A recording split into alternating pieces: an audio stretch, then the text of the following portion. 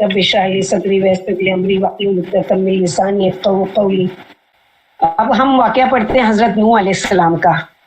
آپ کا نظم نامہ اس طرح ہے: نون بن لامس بن متوا، شلخ بن خنوخ، خنوخ جو ادریس علیہ السلام جن کو کہا گیا ہے، بن برد بن مخلابیل بن قینین بن انوش، انوش بن شیش بن آدم علیہ السلام۔ تو آدم علیہ السلام سے جا کر نوح علیہ السلام کا جو حسب نامہ ملتا ہے، ابن جریر وغیرہ کے قول کے مطابق آپ کی ولادت حضرت آدم علیہ السلام کی وفات سے 126 سال بعد پیدا ہوئی، یعنی آدم علیہ السلام کی وفات ہو چکی ہے، اس کے 126 سال کے بعد کون پیدا ہوتے ہیں؟ نوح علیہ السلام۔ اہل کتاب کی تاریخ کے مطابق نوح علیہ السلام کی ولادت اور آدم علیہ السلام کی وفات کے درمیان 146 سال کا فاصلہ ہے، اور صحیح ابن حبان میں کہ ان کے درمیان 10 قرن یعنی 10 صدیوں یا 10 نسلوں کا فاصلہ ہے۔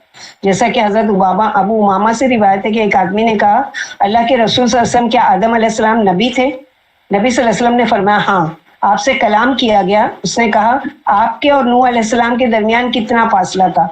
نبی صلی اللہ علیہ وسلم نے فرمایا 10 قرن کا، یعنی 10 صدی یعنی 1000 سال۔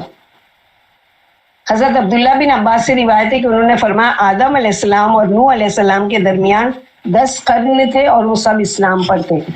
قرن سے مراد اگر صدی ہو، جیسے کہ اکثر حضرات کے کلام سے ظاہر ہے، تب تو ان دونوں انبیاء کے درمیان یقیناً 1000 سال کا فاصلہ ہوگا، لیکن کہا جا سکتا ہے اس میں سے زیادہ مدت کی نفی نہیں، لیکن ان کا ذکر ابن عباس نے اہل اسلام کے طور پر کیا ہے۔ ممکن ہے کہ ان کے بعد اور کئی صدیاں ہوں جن کے افراد اسلام پر قائم نہ رہے ہوں۔ البتہ ابو امامہ کی حدیث سے یہ معلوم ہوتا ہے کہ وہ صرف 10 قرون تھے، اور ابن عباس نے فرمایا وہ سب اسلام پر تھے، یعنی 1000 سال تک کا، آدم علیہ السلام کے بعد بھی 1000 سال تک کا لوگ اسلام پر قائم تھے، لہٰذا کسی نئے نبی کی ضرورت نہیں تھی، اور اسی میں آ چکے تھے شیش علیہ السلام بھی اور ادریس علیہ السلام بھی۔ اور اگر قرن سے مراد لی جائے، جیسے متعدد آیات میں الفاظ اس مفہوم میں آتے ہیں، مثلا اللہ سبحانہ وتعالیٰ نے سورہ اسراء میں فرمایا وَكَمْ أَهْلَكْنَا مِنَ الْقُرُونِ مِنْ بَعْدِ نُوح، اور ہم نے نوح علیہ السلام کے بعد بہت سی امتوں کو ہلاک کر ڈالا۔ اور دوسری جگہ اللہ تعالیٰ فرماتے ہیں ثُمَّ أَنشَأْنَا مِنْ بَعْدِهِمْ قَرْنًا آخَرِينَ، پھر ان کے بعد ہم نے ایک اور جماعت پیدا کی۔ تو ارشاد نبی خیر القرون قرنی، بہترین نسل میرے ہم اثر افراد ہیں، اور نوح علیہ السلام سے پہلے ایک نسل کے لوگ صدیوں تک زندہ رہتے تھے۔ اس صورت میں آدم علیہ السلام اور نوح علیہ السلام کے درمیان ہزاروں سال کی مدت ہوگی، اور یہی روایت صحیح ملتی ہے کہ 1000 سال کا فاصلہ ہے آدم علیہ السلام کے بعد نوح علیہ السلام کی نبوت کا۔ بہرحال اللہ تعالیٰ نے نوح علیہ السلام کو اس وقت نبوت سے سرفراز فرما کر ملبوس فرمایا جب بتوں اور شیطانوں کی پوجا زمین پر شروع ہو گئی تھی، یعنی ابھی تک 1000 سال تک کا کوئی بھی ایسا نہیں تھا جو شرک کو جانتا ہو یا بتوں کی پوجا ہوتی ہو یا سورج چاند کی پوکی ہوتی ہو۔ یہ شیطان نے کیا کیا کہ دشمنی تو پہلے دن سے آدم علیہ السلام سے، لیکن اللہ تعالیٰ کے اذن سے یا اللہ تعالیٰ کی طرف سے اس کے لیے روک تھی یا کیا تھا کہ کوئی شرک پر مبتلا نہیں تھا، اور لوگوں نے گمراہی اور کفر کا راستہ اختیار کیا۔ چنانچہ اللہ تعالیٰ نے بندوں پر رحمت فرماتے ہوئے انہیں مبعوث فرمایا۔ اس طرح وہ پہلے رسول تھے جنہیں زمین والوں کی طرف بھیجا گیا۔ قیامت کے دن میدان محشر میں کھڑے ہوئے لوگ بھی ان سے یہی بات کہیں گے، یعنی سب سے پہلے رسول، میں نے لاسٹ ٹائم بتائی تھی رسولوں کی تعداد اور انبیاؤں کی تعداد کتنی ہے؟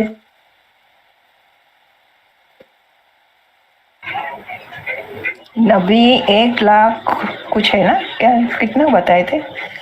رسول 1,24,000، 1,24,000 ہاں 1,24,000، اور یہ 34 ہے نا رسول، کچھ یاد آ رہا ہے 300 300 ہاں، لیکن قرآن میں بتا دیا گیا نا کہ ہم نے کچھ ایسے انبیاء ہیں، رسول ہیں جن کے بارے میں ہم نے بتایا ہے نام، اور کچھ ایسے کہ ہم نے نہیں بتایا، تو نہیں بتایا ان کے بارے میں ہم کو نہیں معلوم ہے، جن کا قرآن میں ذکر کیا گیا ہے، نام لے کر بتایا گیا، ان کے بارے میں ہم صرف جانتے ہیں۔ تو ہوئے ہیں یہ اللہ تعالیٰ نے بتایا، جیسے یہاں پر ابھی یہ پڑھ رہے ہیں ہم کہ اسی طرح وہ پہلے رسول یعنی 300 میں سے پہلے رسول جو تھے وہ کون تھے؟ نوح علیہ السلام، جنہیں زمین والوں کی طرف بھیجا گیا، اور بھیجنے کا مقصد کیا تھا کہ زمین میں شرک اور یہ ساری کفریہ اور بتوں کی پوجا اور یہ سب کی شروعات ہو چکی تھی. قیامت کے دن میدان محشر میں کھڑے ہو کر ان سے یہی بات کہی جائے گی، جیسے کہ اللہ تعالیٰ نے اپنی مقدس کتاب میں متعدد مقامات پر آپ کا قصہ بیان کیا ہے کہ آپ کی قوم نے کیا کچھ کیا اور اللہ تعالیٰ نے کفر کرنے والوں پر طوفان کا کیسا عذاب بھیجا، پھر آپ کو اور کشتی والوں کو کس طرح نجات دی. مثلا سورہ اعراف، سورہ یونس، سورہ ہود، سورہ انبیاء، سورہ مومنون، سورہ شورا، سورہ عنکبوت، سورہ صافات اور سورہ قمر میں آپ کا ذکر فرمائے، اور ایک سورہ مکمل اتار دی سورہ نوح. تو کتنی مرتبہ آیا ہے؟ 1 2 3 4 5 6 7 8 9 10 اور ایک پوری سورہ ملائی جائے تو 11 صورتوں میں نوح علیہ السلام کا ذکر ہے.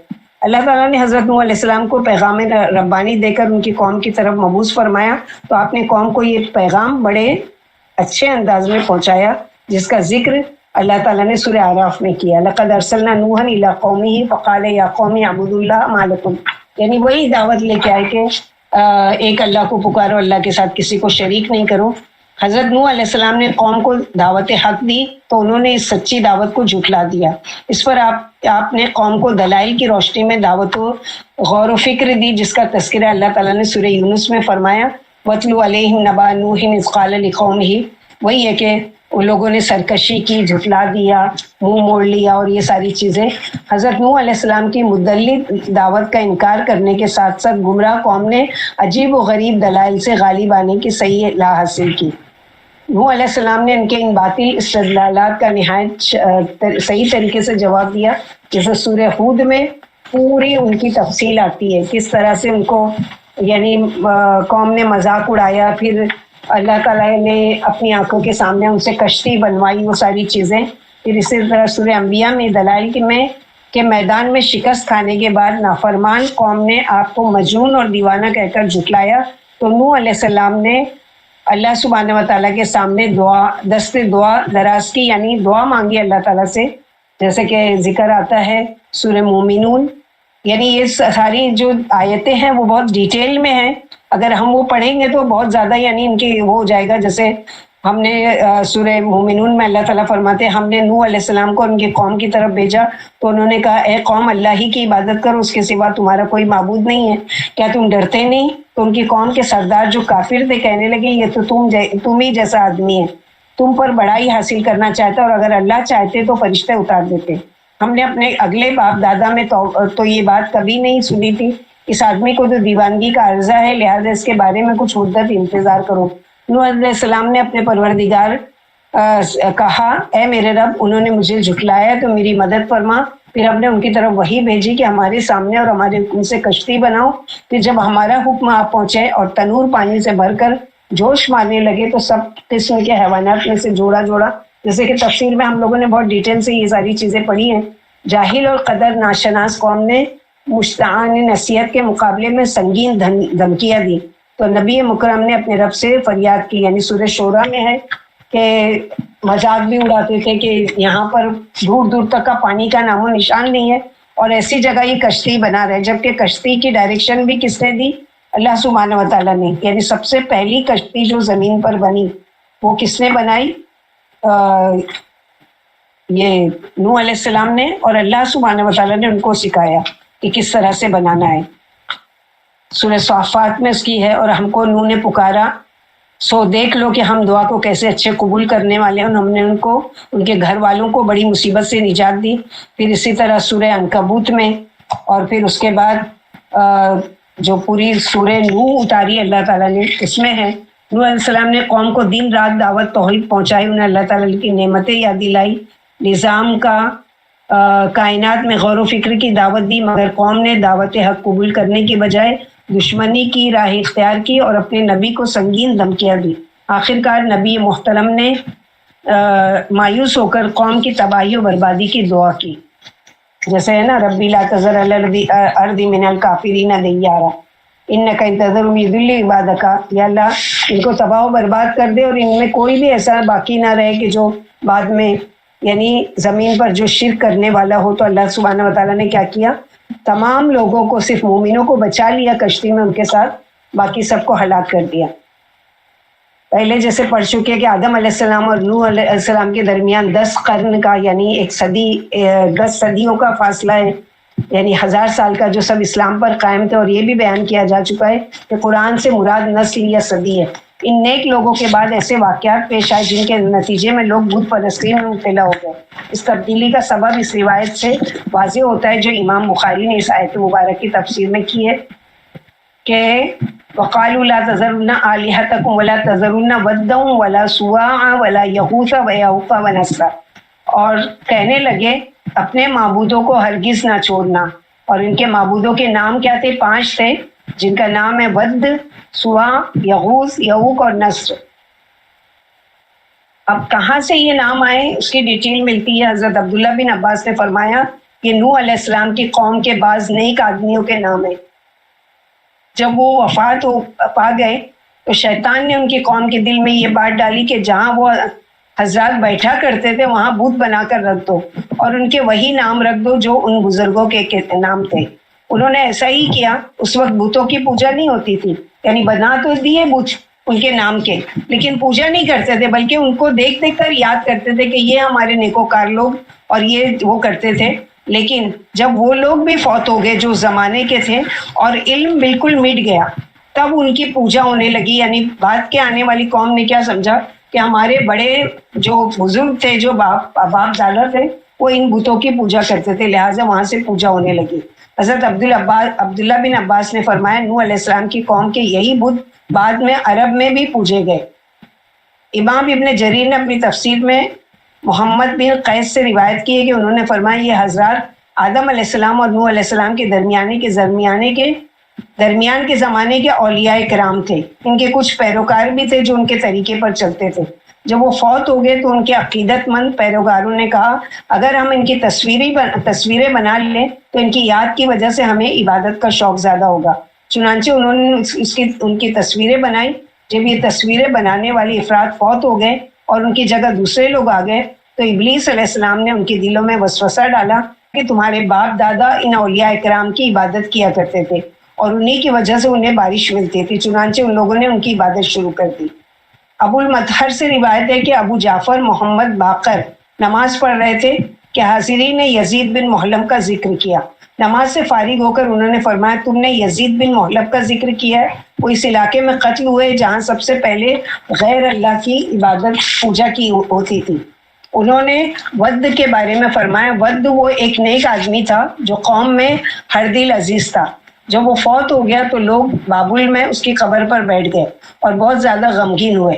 جب ابلیس نے ان کا غم دیکھا تو انسانی صورت میں ان کے پاس آ کر کہنے لگا میں دیکھ رہا ہوں کہ تم ان صاحب کی وفات پر بہت دل گرفتہ ہو، تو کیا میں تمہیں اس جیسی ایک صورت نہ بنا دوں جو اس کی جگہ رکھی جائے اور وہ اس کی یادگار بن جائے؟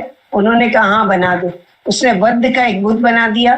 انہوں نے اسے چوپال میں رکھ لیا اور اسے یاد کرنے اور اس کی باتیں کرنے لگے. اس کے بعد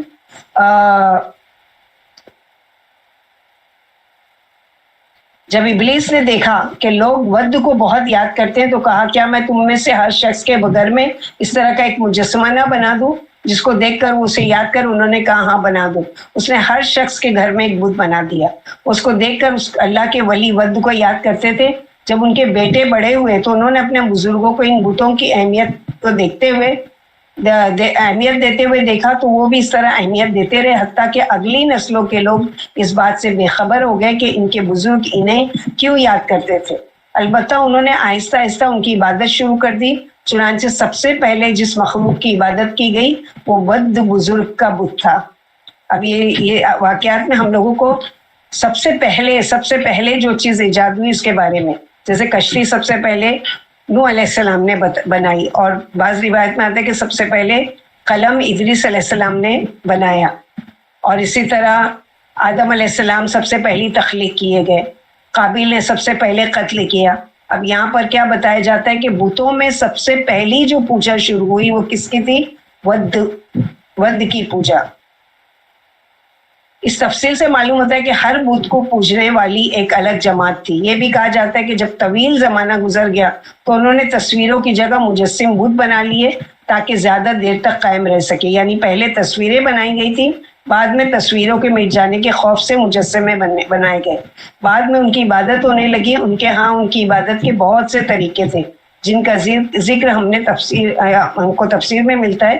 حضرت ام سلمہ اور ام حبیبہ نے، یعنی جو دونوں آپ صلی اللہ علیہ وسلم کی یعنی زوجہ محترمہ ہیں، ام سلمہ اور ام حبیبہ نے حبشہ میں جو گرجا گھر دیکھا، اس کا ذکر نبی صلی اللہ علیہ وسلم سے کیا۔ اس کا نام ماریہ تھا۔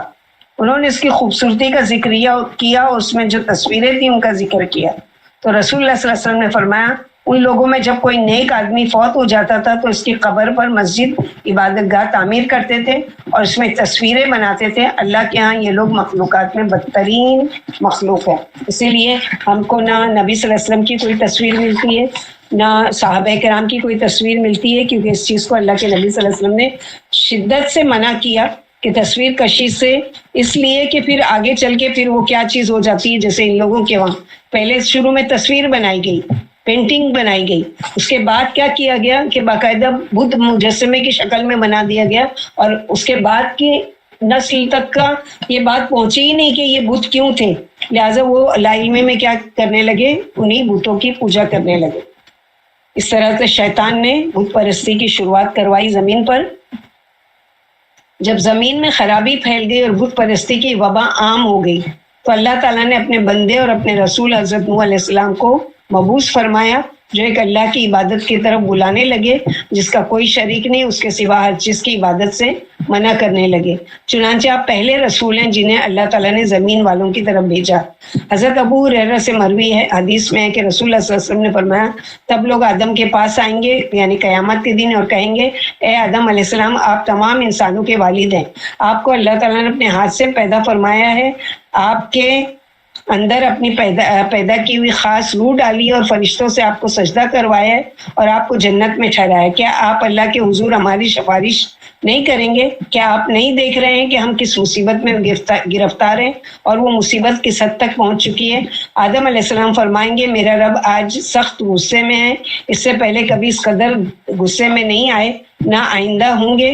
اس نے مجھے ایک درخت سے منع کیا تھا لیکن میں نے حکم عدولی کی، ہائے میری جان کسی اور کے پاس جاؤ، نوح علیہ السلام کے پاس چلے جاؤ۔ لوگ نوح علیہ السلام کے پاس جائیں گے اور کہیں گے، اے نوح علیہ السلام، آپ زمین والوں کی طرف مبعوث ہونے والے پہلے رسول ہیں، اللہ تعالیٰ نے آپ کا نام شکر گزار بندہ رکھا ہے، کیا آپ نہیں دیکھ رہے ہیں کہ ہم کس مصیبت میں گرفتار ہوں، کس حد تک پہنچ چکی ہے ہماری مصیبت؟ آپ اللہ کے دربار میں ہماری سفارش کیجیے۔ نوح علیہ السلام فرمائیں گے، میرا رب آج سخت غصے میں، اس سے پہلے کبھی صدر جلال میں نہیں آئے، نہ آئندہ آئیں گے، ہائے میری جان، یعنی اپنے نفسی۔ آخر تک پوری حدیث بیان فرمائی۔ جب اللہ تعالیٰ نے نوح علیہ السلام کو مبعوث فرمایا تو انہوں نے لوگوں کو اللہ وحدہ لا شریک کی عبادت کرنے کو کہا اور یہ فرمایا کہ وہ اللہ کے ساتھ کسی بت، مجسمے یا طاغوت کی پوجا نہ کریں، اس کی وحدانیت کا اقرار کریں اور یہ تسلیم کریں کہ اس کے سوا نہ کوئی عبادت کے لائق ہے نہ کوئی رب ہے۔ ان کی اولاد میں مبعوث ہونے والے دوسرے انبیاء کرام کو بھی اللہ نے یہی حکم دیا تھا۔ اللہ تعالیٰ نے نوح علیہ السلام اور ابراہیم علیہ السلام کے بارے میں فرمایا، وَجَعَلْنَا فِي ذُرِّيَّتِهِمَا النُّبُوَّةَ وَالْكِتَابَ، ہم نے ان دونوں کی اولاد میں نبوت اور کتاب رکھ دی، یعنی نوح علیہ السلام کے بعد آنے والا ہر نبی ان کی اولاد سے تھا اور یہی شان ابراہیم علیہ السلام کی ہے۔ جیسے سورہ نحل میں اللہ تعالیٰ فرماتے ہیں، اور ہم نے ہر جماعت میں ہی پیغمبر بھیجے کہ ایک اللہ کی عبادت کرنا اور بتوں کی پرستش سے اجتناب کرنا۔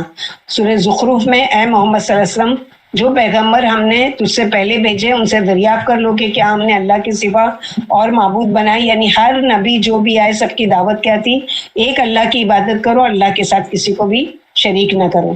ان آیات میں اللہ تعالیٰ نے یہ بیان فرمایا کہ نوح علیہ السلام نے لوگوں کو ہر طرح کی تبلیغ کی، رات کو بھی اور دن کو بھی، تنہائی میں بھی اور اعلانیہ بھی، ترغیب کے ذریعے سے بھی اور تربیب کے ذریعے سے بھی، لیکن کوئی طریقہ کارگر نہ ہوا، بلکہ اکثر لوگ گمراہی، سرکشی اور بت پرستی پر اڑے رہے، ہر وقت آپ سے دشمنی کرتے رہے، آپ کو اور آپ پر ایمان لانے والوں کو برا بھلا کہتے رہے، انہیں شہید کر دیتے اور جلا وطن کر دینے کی دھمکیاں دیتے تھے، ان کی بے عزتی کر دیا کرتے تھے اور زیادہ تکلیفیں دیتے تھے۔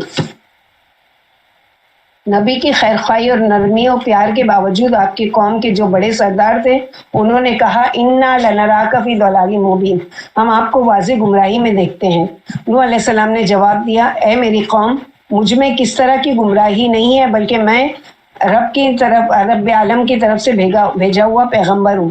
یعنی تمہارا یہ خیال غلط ہے کہ میں گمراہ ہوں، بلکہ میں رب العالمین کی طرف سے صحیح ہدایت پر قائم ہوں جو ہر چیز کو کن کے ذریعے پیدا کر لیتے ہیں. حضرت نوح علیہ السلام نے مزید فرمایا پھر رسول کی یہی شان ہوتی کہ فصیح و بلیغ بھی ہو، نصیحت کرنے والا خیرخواہ بھی ہو، اور اسے اللہ کی عظمت و شان اور صفات کا علم بھی ہو. سب سے زیادہ ہوتا ہے. قوم کے سرداروں نے اعتراض کرتے ہوئے کہا کہ ہم یہ بھی دیکھتے ہیں کہ تمہارے پیروکار وہی لوگ ہیں جو ہم میں ادنا درجے کے ہیں، اور وہ بھی رائے ظاہر سے، نہ غور و تفکر سے، اور ہم تم میں اپنے اوپر کسی طرح کی فضیلت نہیں دیکھتے. انہیں اس بات پر حیرت تھی کہ ایک انسان اللہ کا رسول ہے. وہ نوح علیہ السلام کے متبعین کی توہین کرتے تھے، یعنی جو ان کو فالو کرتے تھے ان کی توہین کرتے تھے اور انہیں کمتر سمجھتے تھے. ایک قول کے مطابق یہ افراد کمزور لوگ تھے، جیسے ہرکل نے کہا تھا کہ کمزور ہی رسولوں کی پیروی کرنے والے ہوتے ہیں. اس کی وجہ یہ ہے کہ ان کے لیے حق کی قبولیت کے راستے میں کوئی رکاوٹ نہیں ہوتی. بعد یہ رائی کا مطلب یہ ہے کہ اے نوح، ان لوگوں نے آپ کے دعوے کو سوچے سمجھے بغیر قبول کر لیا ہے. حقیقت یہ ہے کہ جس چیز کو انہوں نے عیب قرار دیا ہے وہی حضرات کا قابل تعریف سب وصف ہے. اللہ ان سے راضی ہوا کیونکہ حق اتنا واضح ہوتا ہے کہ اسے سمجھنے کے لیے کسی غور و فکر اور تأمل و تاخیر کی ضرورت ہی نہیں پڑتی، بلکہ جب وہ سامنے آ جائے اسے مان لینا، اس کی پیروی کرنا ضروری ہوتا ہے. رسول صلی اللہ علیہ وسلم نے اسی وجہ سے صدیق علیہ السلام کی تعریف، صدیق رضی اللہ عنہ کی تعریف کرتے ہوئے فرمایا تھا میں نے جسے بھی اسلام کی دعوت دی وہ اس کی طرف آتے ہوئے جھجکا، مگر ابو بکر صدیق کی زبان ذرا نہیں رکی، فوراً میں نے دعوت پیش کی اور اس نے کیا کیا، قبول کر لیا. یہی وجہ ہے کہ ثقیفہ بنو سعدہ میں اجتماع کے موقع پر آپ رضی اللہ عنہ کی بیعت بھی فوراً ہو گئی. حاضرین کو سوچنے سمجھنے اور غور و فکر کرنے کی ضرورت پیش نہیں آئی، کیونکہ صحابہ کرام کی نظر میں آپ رضی اللہ عنہ کی افضلیت بالکل ظاہر اور واضح تھی، اور خود رسول اللہ صلی اللہ علیہ وسلم نے پہلے حضرت ابو بکر صدیق کی خلافت کے بارے میں تحریر لکھوانے کا ارادہ فرمایا، پھر یہ فرماتے ہوئے ارادہ ترک فرما دیا کہ اللہ اور مومن ابو بکر کے سوا کسی پر بھی راضی نہیں ہوں گے. نوح علیہ السلام کے کافروں نے اپنے نبی اور مومنوں کے بارے میں کہا وما نرا لکم علینا من فضل، اور ہم پر تمہاری کوئی فضیلت نظر نہیں آتی. اس کا مطلب یہ تھا کہ ایمان لانے کے بعد تمہیں ہم پر کوئی برتری حاصل نہیں ہے، بلکہ ہم تو تمہیں جھوٹا سمجھتے ہیں. نوح علیہ السلام نے قوم کی طرف سے انتہائی سخت اور ناقابل برداشت رویے کے باوجود بڑے حوصلے اور صبر کے ساتھ انہیں سمجھانے اور غور و فکر کی دعوت دیتے ہوئے کہا کہ اے میری قوم، دیکھو تو اگر میں اپنے رب کی طرف سے دلیل روشن لایا ہوں تب بھی تم میری بات نہیں مانو گے. اور یہ ان سے خطاب کرنے میں نرم اسلوب کا اندازہ ہے، یعنی ہر نبی کا دیکھیں گے یا قرآن میں جیسے سورہ انبیاء میں زیادہ ہے یا قومی، اے میری قوم. قوم جو ہے وہ نبی کو جھٹلا رہی ہے، قوم جو ہے وہ نبی کو جھوٹا قرار دے رہی ہے اور ان کی توہین کر رہی ہے، لیکن وہ بدلے میں کیا کر رہے ہیں، یا قومی، اے میری قوم کے لوگوں. تو یہ ان سے خطاب کرنے میں نرم اسلوب کا انداز ہے اور انہیں حق کی طرف بلانے میں نرم رویے کا اظہار ہے. جیسے کہ اللہ تعالیٰ نے حضرت موسیٰ اور ہارون سے بھی فرمایا تھا کہ جب تم جانا اس کے پاس فرعون کے پاس تو اس سے نرمی سے بات کرنا. اللہ تعالیٰ نے آخر الزمان پیغمبر حضرت محمد کو بھی نرم اسلوب اور نرم رویہ اپنانے کی ہدایت فرمائی تھی. حضرت نوح علیہ السلام کا خطاب بھی اسی قبیل سے، یعنی میں تمہیں ایسی چیز پہنچا رہا ہوں جس میں تمہارا اور دنیا اور آخرت کا فائدہ ہے. اس عمل کے بدلے میں تم سے کوئی اجرت نہیں مانگتا، میں یہ چیز صرف اللہ سے مانگتا ہوں، اس کا ثواب میرے لیے بہتر ہے اور وہ اس سے زیادہ باقی رہنے والا ہے جو کچھ تم دے سکتے ہو. اس آیت سے معلوم ہوتا ہے کہ انہوں نے مطالبہ کیا تھا کہ نوح علیہ السلام مومنوں کو اپنے پاس سے ہٹا دیں اور وعدہ کیا کہ اگر وہ اس مطالبے کو تسلیم کر لیں گے تو وہ ان کے پاس بیٹھیں گے. نوح علیہ السلام نے یہ مطالبہ رد کر دیا اور فرمایا انہم ملاقو ربہم، انہیں اپنے رب سے ملنا ہے. یعنی اگر میں نے انہیں ہٹایا تو مجھے خوف ہے کہ اللہ تعالیٰ ناراض ہوں گے. کیا تم سمجھتے نہیں؟ کفار قریش نے بھی نبی صلی اللہ علیہ وسلم سے یہی مطالبہ کیا تھا کہ آپ عمار، صہیب، بلال، خباب اور ایسے دوسرے حضرات کو اپنے پاس سے اٹھا دیجئے. تو اللہ تعالیٰ نے نبی علیہ السلام کو یہ بات ماننے سے منع فرمایا، جیسے کہ سورہ کہف اور سورہ انعام میں مذکور ہے کہ وَلَا أَقُولُ لَكُمْ عِنْدِي خَزَائِنُ، اور اسی طرح یعنی میں تو رسول اب یعنی پیغام پہنچانے والا بندہ ہوں، مجھے صرف اتنا ہی علم ہے جتنا اللہ نے مجھے سکھایا، اور صرف اتنی ہی طاقت ہے جتنی اللہ نے دی ہے. میں تو اللہ کی مرضی کے خلاف اپنے نفع و نقصان کا بھی مالک نہیں، اور میں یہ کہتا ہوں کہ میرے پیروکار کے لیے قیامت کو اللہ کے یہاں کوئی نعمت نہیں ہوگی. ان کے بارے میں اللہ زیادہ جانتے ہیں کہ ان کے دلوں میں کیا ہے. وہ نیکی کا اچھا بدلہ دیں گے اور گناہ کا برابر بدلہ دیں گے. پھر قوم نے ماننے کی بجائے کیا کیا؟ اپنے لیے عذاب مانگا. کئی آیتوں میں سورہ عنکبوت میں، پھر اس کے بعد یہ سورہ نوح میں اس طرح کی کہ ان لوگوں نے کیا کیا، یعنی طویل مدت گزر جانے کے بعد تھوڑے سے افراد ایمان لائے. جب ایک نسل کے لوگ مرتے تو وہ بعد والوں کو یہ وصیت کر کے جاتے تھے کہ حضرت نوح علیہ السلام پر ایمان کبھی بھی نہیں لانا، ان سے جھگڑتے اور ان کی مخالفت کرتے رہنا. جب کسی کا بچہ بڑا ہوتا اور اس کو باتیں سمجھنے لگتا تو باپ اپنے بیٹے کو یہی نصیحت کرتا تھا کہ زندگی بھر نوح علیہ السلام پر ایمان نہ لانا. یعنی کس قدر سرکشی ان کے اندر تھی کہ مرتے مرتے بھی کیا ہے وصیت کر کے جاتے تھے اپنی اولادوں کو کہ ہرگز بھی نوح علیہ السلام کو نہ ماننا اور نہ ان پر ایمان لانا. ان کی فطرت ایسی بن گئی تھی کہ جسے ایمان اور حق کی قبولیت کسی صورت گوارا نہیں تھی. اسی لیے نوح علیہ السلام نے فرمایا وَلَا يَلِدُ إِلَّا فَاجِرٌ كَفَّارٌ، اے اللہ ان سے جو اولاد ہوگی وہ بھی بدکار اور ناشکر گزار ہوگی. یہی وجہ تھی کہ انہوں نے کہا یا نوح قد جادلتنا، اے نوح تم نے ہم سے جھگڑا تو کیا اور جھگڑا بہت کیا، لیکن اگر سچے ہو تو جس چیز سے ہم کو تم ڈراتے ہو تم کیا کرو، ہم پر وہ چیز لے آؤ. اور عذاب کا مطالبہ کیا کرتے تھے. یعنی اللہ تعالیٰ جسے آزمائش میں ڈالنا چاہے اسے کوئی ہدایت نہیں دے سکتے. وہی جسے چاہتے ہیں وہی ہدایت دیتے اور جسے چاہتے ہیں ہدایت سے محروم رکھتے ہیں. وہ جو چاہتے ہیں کرتے ہیں، وہ غالب اور حکمت والے ہیں. وہی جانتے ہیں کہ کون ہدایت کا مستحق ہے اور کون گمراہی کے لائق ہے. اسی کی حکمت کامل اور اسی کی دلیل باطل اور شکن ہے. پھر اللہ سبحانہ و تعالیٰ نے جب قوم کی زبان سے خود یہ نکلا کہ اب ہم پر عذاب نازل کرو، تب اللہ تعالیٰ نے رائے دی نوح علیہ السلام کو کیا کرو کہ اب تم کشتی بناؤ. حضرت نوح علیہ السلام نے دن رات انتھک محنت کی اور قوم کو دعوت توحید دی، مگر 950 سال کی اس بے مثال جدوجہد کے بعد بھی قوم نے دعوت ایمان قبول نہیں کی، بلکہ الٹا عذاب کا مطالبہ کیا. اس میں قوم کی بدسلوکی پر آپ کے لیے تسلی ہے اور قوم کے بارے میں یہ بتا کر کہ اب مزید افراد ایمان نہیں لائیں گے. یعنی سورہ ہود میں اللہ تعالیٰ نے فرمایا اوحی الی نوح انہ لن یؤمن من قومک الا من فلا تبتئس بما کانوا، یعنی اور نوح کی طرف وحی کی گئی کہ تمہاری قوم میں جو لوگ ایمان لا چکے وہ لا چکے، اب ان کے سوا کوئی ایمان نہیں لائے گا. اس میں قوم کی بدسلوکی پر آپ کے لیے تسلی ہے اور قوم کے بارے میں یہ بتا کر کہ اب مزید افراد ایمان نہیں لائیں گے یہ کہا گیا کہ اب تک جو کچھ ہوا اس پر غم نہ کریں، کیونکہ اللہ کی مدد پہنچنے والی ہے اور عجیب واقعات پیش آنے والے ہیں. اور اللہ سبحانہ و تعالیٰ نے حکم دیا کہ کشتی بناؤ ہماری آنکھوں کے سامنے. اس کی وجہ یہ تھی کہ جب نوح علیہ السلام ان لوگوں کی اصلاح سے مایوس ہو گئے اور انہیں یقین ہو گیا کہ ان میں کوئی اب خیر کی کوئی رمق نہیں باقی ہے، کیونکہ انہوں نے ہر قول و فعل کے ذریعے سے ہر طرح، یعنی کم دن نہیں ہوتے نا، 950 سال کس کو بولتے ہیں، 1000 یعنی 50 سال کم 1000 سال، جب تک کا وہ دعوت و تبلیغ کر رہے ہیں اور وہ کر رہے ہیں. حالانکہ ان کی عمر بھی 1000 سال تھی، جیسا کہ 40 سال کی عمر میں نبوت ملتی ہے، تو سمجھو 950 اگر شمسی مہینے کے حساب سے دیکھیں گے اور قمری دیکھیں گے تو یعنی 960 سال. تو اس طرح سے یہ انہوں نے محنت کی، لیکن اس کے باوجود بھی چند لوگ ایمان لائے. مخالفت اور تکذیب کی آپ نے ان پر اللہ کا غضب نازل ہونے کی دعا کی. اور پھر سورہ صافات میں آتا ہے، سورہ انبیاء میں ہے اور سورہ شعراء میں ہے کہ سب جگہ ان کے ذکر ہے. پھر سورہ نوح میں ہے. اس طرح ان کے کفر و فجور کے جرائم کے ساتھ ساتھ ان کے نبی کی بد دعا کا وبال بھی ان پر آ پڑا. تب اللہ تعالیٰ نے نوح علیہ السلام کو ایک کشتی بنانے کا حکم دیا.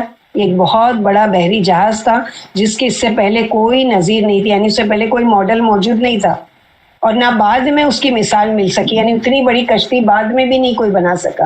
اللہ تعالیٰ نے آپ کو پیشگی ہدایت فرما دی کہ جب اللہ کا حکم آپ پہنچے اور ان پر وہ عذاب آ جائے گا جو مجرم لوگوں سے ٹلا نہیں کرتا، تو ایسا نہ ہو کہ ان پر عذاب اترتا دیکھ کر آپ کے دل میں رحم آ جائے. اسی لیے سورہ ہود میں فرمایا ولا تخاطبنی فی الذین ظلموا انہم مغرقون، اور جو لوگ ظالم ہیں ان کے بارے میں ہم سے کچھ نہیں پوچھنا کیونکہ وہ ضرور غرق ہونے والے ہیں۔ دنیا میں کفر و اناد قوم نوح کا شیوا تھا، قیامت کے دن بھی وہ جھوٹ بولتے ہوئے یہ دعویٰ کریں گے کہ ان کے پاس کوئی رسول نہیں آئے نہیں۔ نوح علیہ السلام سامنے کھڑے ہوں گے اور ان کے منہ پر وہ کہیں گے کہ نہیں ہمارے پاس تو کوئی رسول نہیں آیا تھا، یعنی دنیا میں بھی جھٹلانے کی ان کو عادت تھی اور اللہ کے سامنے بھی ان کی یہ جرت ہوگی کہ جھٹلا دیں گے کہ نہیں ہمارے بیچ میں کوئی رسول نہیں آیا۔ صحیح بخاری کی روایت کے مطابق رسول اللہ صلی اللہ علیہ وسلم نے فرمایا حضرت نوح علیہ السلام اور ان کی امت حاضر ہوں گے، اللہ تعالیٰ فرمائیں گے کیا تو نے میرا پیغام اپنی امت کو پہنچا دیا تھا؟ وہ عرض کریں گے ہاں یا رب۔ اللہ تعالیٰ ان کی امت سے فرمائیں گے کیا انہوں نے تم لوگوں کو میرا پیغام پہنچا دیا تھا؟ وہ کہیں گے نہیں، ہمارے پاس تو کوئی نبی نہیں آیا۔ اللہ تعالیٰ نوح علیہ السلام سے فرمائیں گے اب تیرا گواہ کون ہوگا؟ یعنی تیری پوری قوم خود تجھے جھٹلا رہی ہے تو اب تیرے حق میں گواہ کون ہوگا؟ وہ عرض کریں گے محمد صلی اللہ علیہ وسلم اور ان کی امت۔ تب ہم مسلمان گواہی دیں گے کہ نوح علیہ السلام نے تبلیغ کی تھی۔ اس آیت مبارکہ میں اسی طرف اشارہ ہے سورہ بقرہ میں وَكَذَلِكَ جَعَلْنَاكُمْ أُمَّةً وَسَطًا لِتَكُونُوا شُهَدَاءَ عَلَى النَّاسِ۔ یہ امت اپنے سچے نبی کی گواہی کی بنیاد پر گواہی دے گی کہ اللہ نے نوح علیہ السلام کو حق دے کر مبعوث فرمایا اور انہوں نے اپنی قوم کو بہترین اور کامل ترین انداز سے تبلیغ کی، انہیں ہر اس کام کا حکم دیا جس سے انہیں دینی فائدہ حاصل ہو اور ہر کام سے منع کیا جس سے ان کی دینی حالت کو نقصان پہنچتا ہو۔ تمام انبیاء کرام کی یہی شان اور یہی کیفیت رہی، وہ تو اپنی قوم پر اتنی شفقت کرنے والے تھے کہ اپنی قوم کو دجال سے بھی ڈرایا کرتے تھے، حالانکہ ان کے زمانے میں اس کے ظاہر ہونے کی توقع بھی نہیں تھی۔ حضرت عبداللہ بن عمر سے روایت ہے، حضرت عبداللہ بن عمر سے روایت ہے کہ انہوں نے فرمایا رسول اللہ صلی اللہ علیہ وسلم نے لوگوں میں کھڑے ہو کر اللہ تعالیٰ کی شان کے لائق حمد و ثنا فرمائی، پھر دجال کا ذکر کرتے ہوئے فرمایا میں تمہیں اس سے یعنی متنبہ کرتا ہوں کہ ہر نبی نے اپنی قوم کو اس سے ڈرایا ہے، نوح علیہ السلام نے بھی اپنی قوم کو اس دجال سے ڈرایا تھا، البتہ میں تمہیں ایک ایسی بات بتا رہا ہوں جو کسی نبی نے اپنی قوم سے بیان نہیں فرمائی، کہ تمہیں معلوم ہونا چاہیے کہ دجال کانا ہے اور تمہارا رب یعنی یک چشم نہیں ہے۔ حضرت ابو ہریرہ سے روایت ہے نبی کریم صلی اللہ علیہ وسلم نے فرمایا کیا میں تمہیں دجال کے بارے میں وہ بات نہ بتاؤں جو کسی نبی نے اپنی قوم کو نہیں بتائی؟ وہ کانا ہے، وہ اپنے ساتھ جھوٹ موٹ کی جنت اور جہنم لائے گا، جس کو وہ جنت کہے گا وہ حقیقت میں آگ ہوگی، میں تمہیں اس سے ڈراتا ہوں جیسے نوح علیہ السلام نے اپنی قوم کو اس سے ڈرایا تھا۔ امام سوری بیان کرتے ہیں کہ اللہ تعالیٰ نے نوح علیہ السلام کو 80 ہاتھ لمبی کشتی بنانے کا حکم دیا اور کہا کہ اسے اندر اور باہر سے تارکول لگائیں، یعنی جس کو ڈامر آج کہتے ہیں، اور اس کا اگلا حصہ خمدار بنائیں تاکہ وہ پانی کو چیرتے ہوئے چل سکے۔ حضرت قتادہ کا کہنا ہے کہ کشتی 300 ہاتھ لمبی اور 50 ہاتھ چوڑی تھی، میں نے تورات میں اسی طرح لکھا ہوا دکھا ہے۔ ان سب نے اس کی بلندی 30 ذراع ذکر کی ہے۔ اس کی 3 منزلیں تھی، ہر منزل 10 ہاتھ بلند تھی، نچلی منزل مویشیوں اور جنگلی جانوروں کے لیے تھی، درمیانی منزل انسانوں کے لیے اور بالائی منزل پرندوں کے لیے تھی۔ اس کا دروازہ چوڑائی میں تھا اور اس کے اوپر ایک چھت بھی تھی۔ تو اس طرح اللہ سبحانہ وتعالیٰ نے کیا کیا کہ نوح علیہ السلام کو اپنی آنکھوں کے سامنے یعنی ڈائریکشن اللہ تعالیٰ دے رہے ہیں ایسے بناؤ ایسے بناؤ ایسے بناؤ، اور وہ کشتی بنا رہے، اور قوم کیا کر رہی ہے کہ آتے جاتے ان کا مذاق اڑا رہی ہے کہ یہ ایسی جگہ وہ کر رہے ہیں کہ جہاں پر دور دور تک کوئی دریا کوئی سمندر نہیں ہے، یہ کشتی کا کام تو یہ ہے کہ پانی میں چلے، اور یہ ایسی جگہ بنا رہے، یہ ساری چیزیں مذاق اڑاتے تھے۔ امام ابن جریر اور دوسرے علماء نے فرمایا کہ طوفان قبطی حساب کے مطابق، قبطی حساب یعنی جو فرعون کی قوم تھی تو ظاہر ہے کہ اس ٹائم بھی قبطی ہوں گے، تو قبطی حساب کے مطابق آب اگست یعنی جو سیلاب آیا اگست کی 13 تاریخ کو شروع ہوا، اور ان کی مسلسل ہٹ درمی سے عاجز آ کر نوح علیہ السلام نے اپنے رب سے دعا کی اور اللہ تعالیٰ نے ان کی دعا قبول کر کے بدکار قوم کو تباہ و برباد کر دیا۔ جیسے کہ سورہ مومنون میں ذکر ہے کہ جب ہمارا حکم آپ پہنچے اور تنور پانی سے بھر کر جوش مارنے لگے تو سب قسم کے حیوانات میں سے جوڑا جوڑا، یعنی اللہ سبحانہ وتعالیٰ باقاعدہ کشتی بنانے کی بھی ٹریننگ کی ہے نوح علیہ السلام کی، اور اس میں کتنے لوگ اور کیا کیا رکھنا ہے اس کی بھی ہے۔ تو سورہ مومنون میں اس کی ڈیٹیل ملتی ہے کہ اللہ سبحانہ وتعالیٰ فرماتے فَإِذَا جَاءَ أَمْرُنَا وَفَارَ التَّنُّورُ، جب ہمارا حکم آ پہنچے اور تنور پانی سے بھر کر جوش مارنے لگے تو سب قسم کے حیوانات میں سے جوڑا جوڑا یعنی نر اور مادہ دو دو جوڑے کی شکل میں کشتی میں بٹھا دو، اور اپنے گھر والوں کو بھی سوائے ان کے جن کی نسبت ان میں سے ہلاک ہونے کا حکم پہلے صادر ہو چکا ہے، اور ظالموں کے بارے میں ہم سے کچھ نہ کہنا، وہ ضرور ڈبو دیے جائیں گے۔ یعنی جو آپ کے اولاد میں سے بھی اگر شرک کرتا ہے یا آپ کا نافرمان ہے کہ آپ کو رسول نہیں مانتا، آپ کو نبی نہیں مانتا، ہم اس کو بھی غرق کر دیں گے۔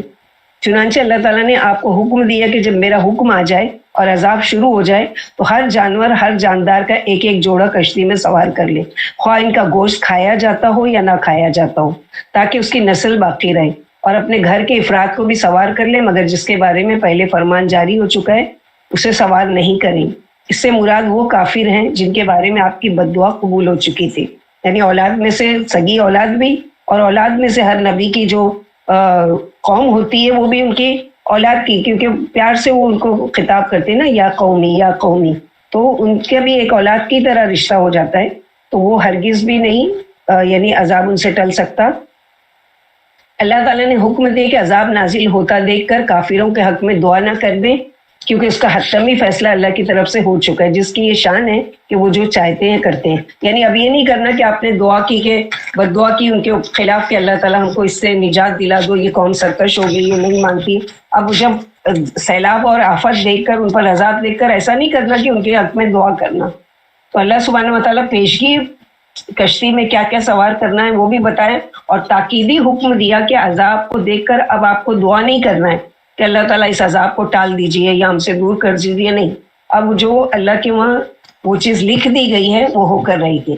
آیت میں مذکور لفظ تنور سے اکثر علماء نے سطح زمین مراد لی ہے، یعنی زمین کے ہر حصے سے پانی پھوٹ نکلا، حتیٰ کہ جن تنوروں میں آگ جلائی جاتی تھی ان میں سے بھی پانی نکلنے لگا۔ یعنی وہ تنور گھروں میں بنا کر رکھتے تھے جس میں روٹی وغیرہ سیکتے تھے، وہ کرتے وہ بھی گرم ہوتا ہے نا لیکن اس کے باوجود بھی وہ کیا ہے، وہ بھی پانی سے بھر کر ابلنے لگا۔ اللہ تعالیٰ نے دوسرے مقام پر جیسے فرمایا سورہ ہود میں، یہاں تک کہ جب ہمارا حکم آ پہنچا اور تنور جوش مارنے لگا تو ہم نے نوح کو حکم دیا کہ ہر قسم کے جاندار میں سے جوڑا جوڑا یعنی دو دو جانور، ایک نر اور ایک مادہ لے لو۔ اور نر اور مادہ کا مقصد کیا تھا کہ آگے جانوروں کی بھی نسل چلنی تھی اور مرد و عورت کی بھی، تاکہ آگے انسانوں کی بھی نسل چل سکے۔ اور جس شخص کی نسبت حکم ہو چکا ہے کہ ہلاک ہو جائے گا اس کو چھوڑ کر اپنے گھر والوں کو اور جو ایمان لایا ہے آپ کے ساتھ اس کو کشتی میں سوار کر لو۔ ان کے ساتھ بہت ہی کم لوگ ایمان لائے تھے، یعنی اللہ نے حکم دیے گا جب عذاب آ جائے تو ہر قسم کے جانداروں کا ایک ایک جوڑا کشتی میں سوار کر لیں۔ بائبل میں کہا گیا کہ انہیں ہر حلال جانور کے ساتھ جوڑے اور ہر حرام جانور کا ایک جوڑا سوار کرنے کا حکم دیا گیا تھا، لیکن قرآن مجید کے لفظ اثنین، دو جانوروں سے تردید، یعنی اس میں یہ نہیں کہا جاتا ہے کہ حرام کے ساتھ جوڑے اور حلال کے، یہ بائبل کی وہ ہے جو تحریم بھی ہو سکتی ہے، یعنی بدل بھی دی گئی ہے، لیکن قرآن کی بات ہم اس پر زیادہ مانیں گے کہ وہ اثنین کا بس لفظ آیا ہے، اثنین یعنی دو دو جوڑ۔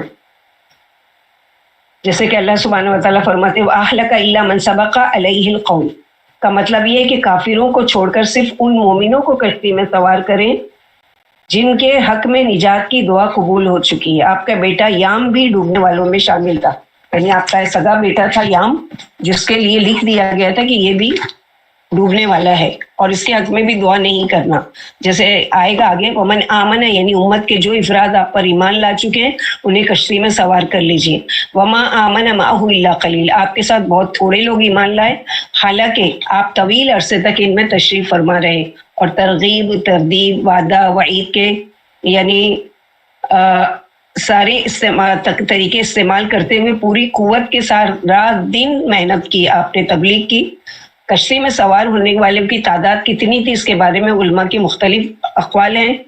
حضرت ابن عباس سے روایت ہے کہ وہ 80 افراد فرماتے ہیں، ان کے ساتھ ان کی بیویاں بھی تھیں۔ کعب احبار سے مروی ہے کہ وہ 72 افراد تھے، بعض نے کہا 10 تھے، بعض نے کہا 40 تھے، واللہ علم۔ ایک قول کے مطابق کشتی میں سوار ہونے والوں میں حضرت نوح علیہ السلام، خود ان کے 3 بیٹے اور ایک اور ایمان نہ لا کر غرق ہو جانے والا یام کی بیوی یعنی بہو بھی، وہ بھی بہو جس کا شوہر کافر تھا اور اس کے لیے ڈوبنے کا اللہ تعالیٰ نے وہ کر دیا تھا، اور بیوی سمیت نوح علیہ السلام کی 4 بہویں شامل تھیں، یعنی 4 بیٹے تھے 4 बहुएं शामिल हुई, लेकिन एक बेटा जिसके बारे में कि वो तौबा नहीं की उसने और अल्लाह ताला ने उसको पानी में गर्क कर दिया। ये कौल जाहिर तौर पर आयत के खिलाफ है, क्योंकि आयत से साबित होता है कि कश्ती में नूह अलैहिस्सलाम के खानदान से बाहर के मोमिन इफराद भी सवार हुए थे, जैसे कि नूह अलैहिस्सलाम ने फरमाया नज्जिनी व मन मई मिनल मोमिनीन, मुझे और जो मोमिन मेरे साथ ईमान लाए उन्हें बचा लेना। एक कौल के मुताबिक वो 7 इफराद थे। नूह अलैहिस्सलाम की बीवी जो आपके तमाम बेटों हाम, साम, याफिस, याम, जिसे अहले किताब किनान भी कहते हैं, याम का दूसरा नाम किनान भी कहा जाता है, और यही तूफान में गर्क हुआ। और आबिर की माँ थी, वो तूफान से पहले फौत हो चुकी थी।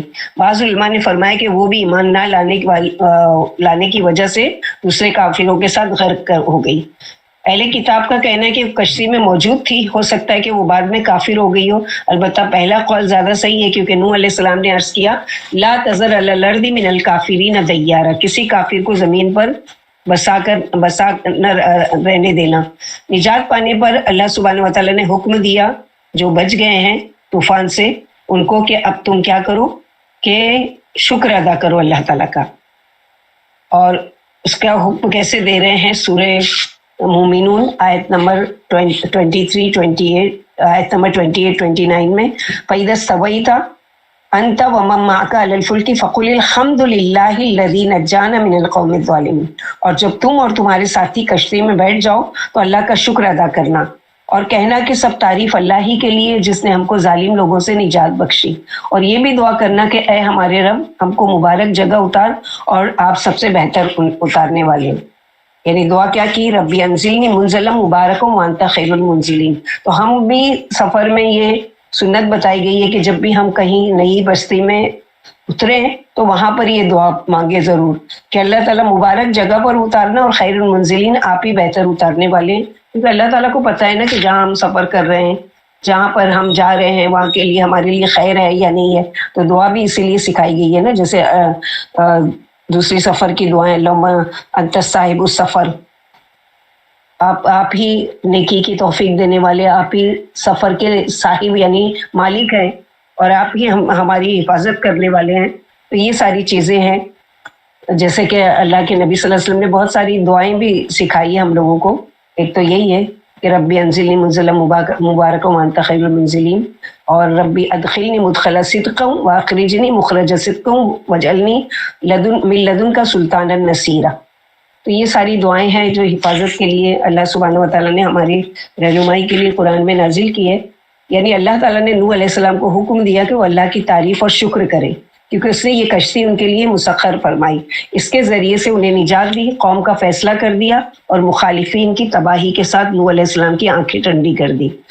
अब हमको यहाँ पर इस चीज़ में ये एक सबक मिलता है कि अगर हम अल्हम्दुलिल्लाह किसी भी चीज़ से बचे हुए हैं, मसलन लोग बीमार हैं और अल्लाह ताला ने हमको सेहत और आफियत के साथ रखा है, लोग परेशान हाल है और अल्लाह ताला ने हमको आसूदगी में रखा है, लोग अगर किसी जहनी उलझन में और अल्लाह ताला ने हमको सुकून वाला यानी दिल और सुकून वाला दिमाग नसीब किया है, तो हम दुआ करें उनके लिए भी कि अल्लाह ताला जितने परेशान हाल लोग हैं, जितने बीमार हैं, जितने भी तंगदस्त हैं, अल्लाह जितने भी जो भी परेशानी में मुब्तला हैं, अल्लाह ताला उन सबको की मुश्किलों को दूर करे।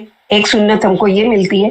दूसरे ये है कि अगर किसी मुसीबत ज़दा को देखकर हम दुआ पढ़ लेते हैं, अल्लाह के नबी सल्लल्लाहु अलैहि वसल्लम ने हर जगह प्रोटेक्शन के लिए हमको बहुत सारी दुआएं सिखाई है।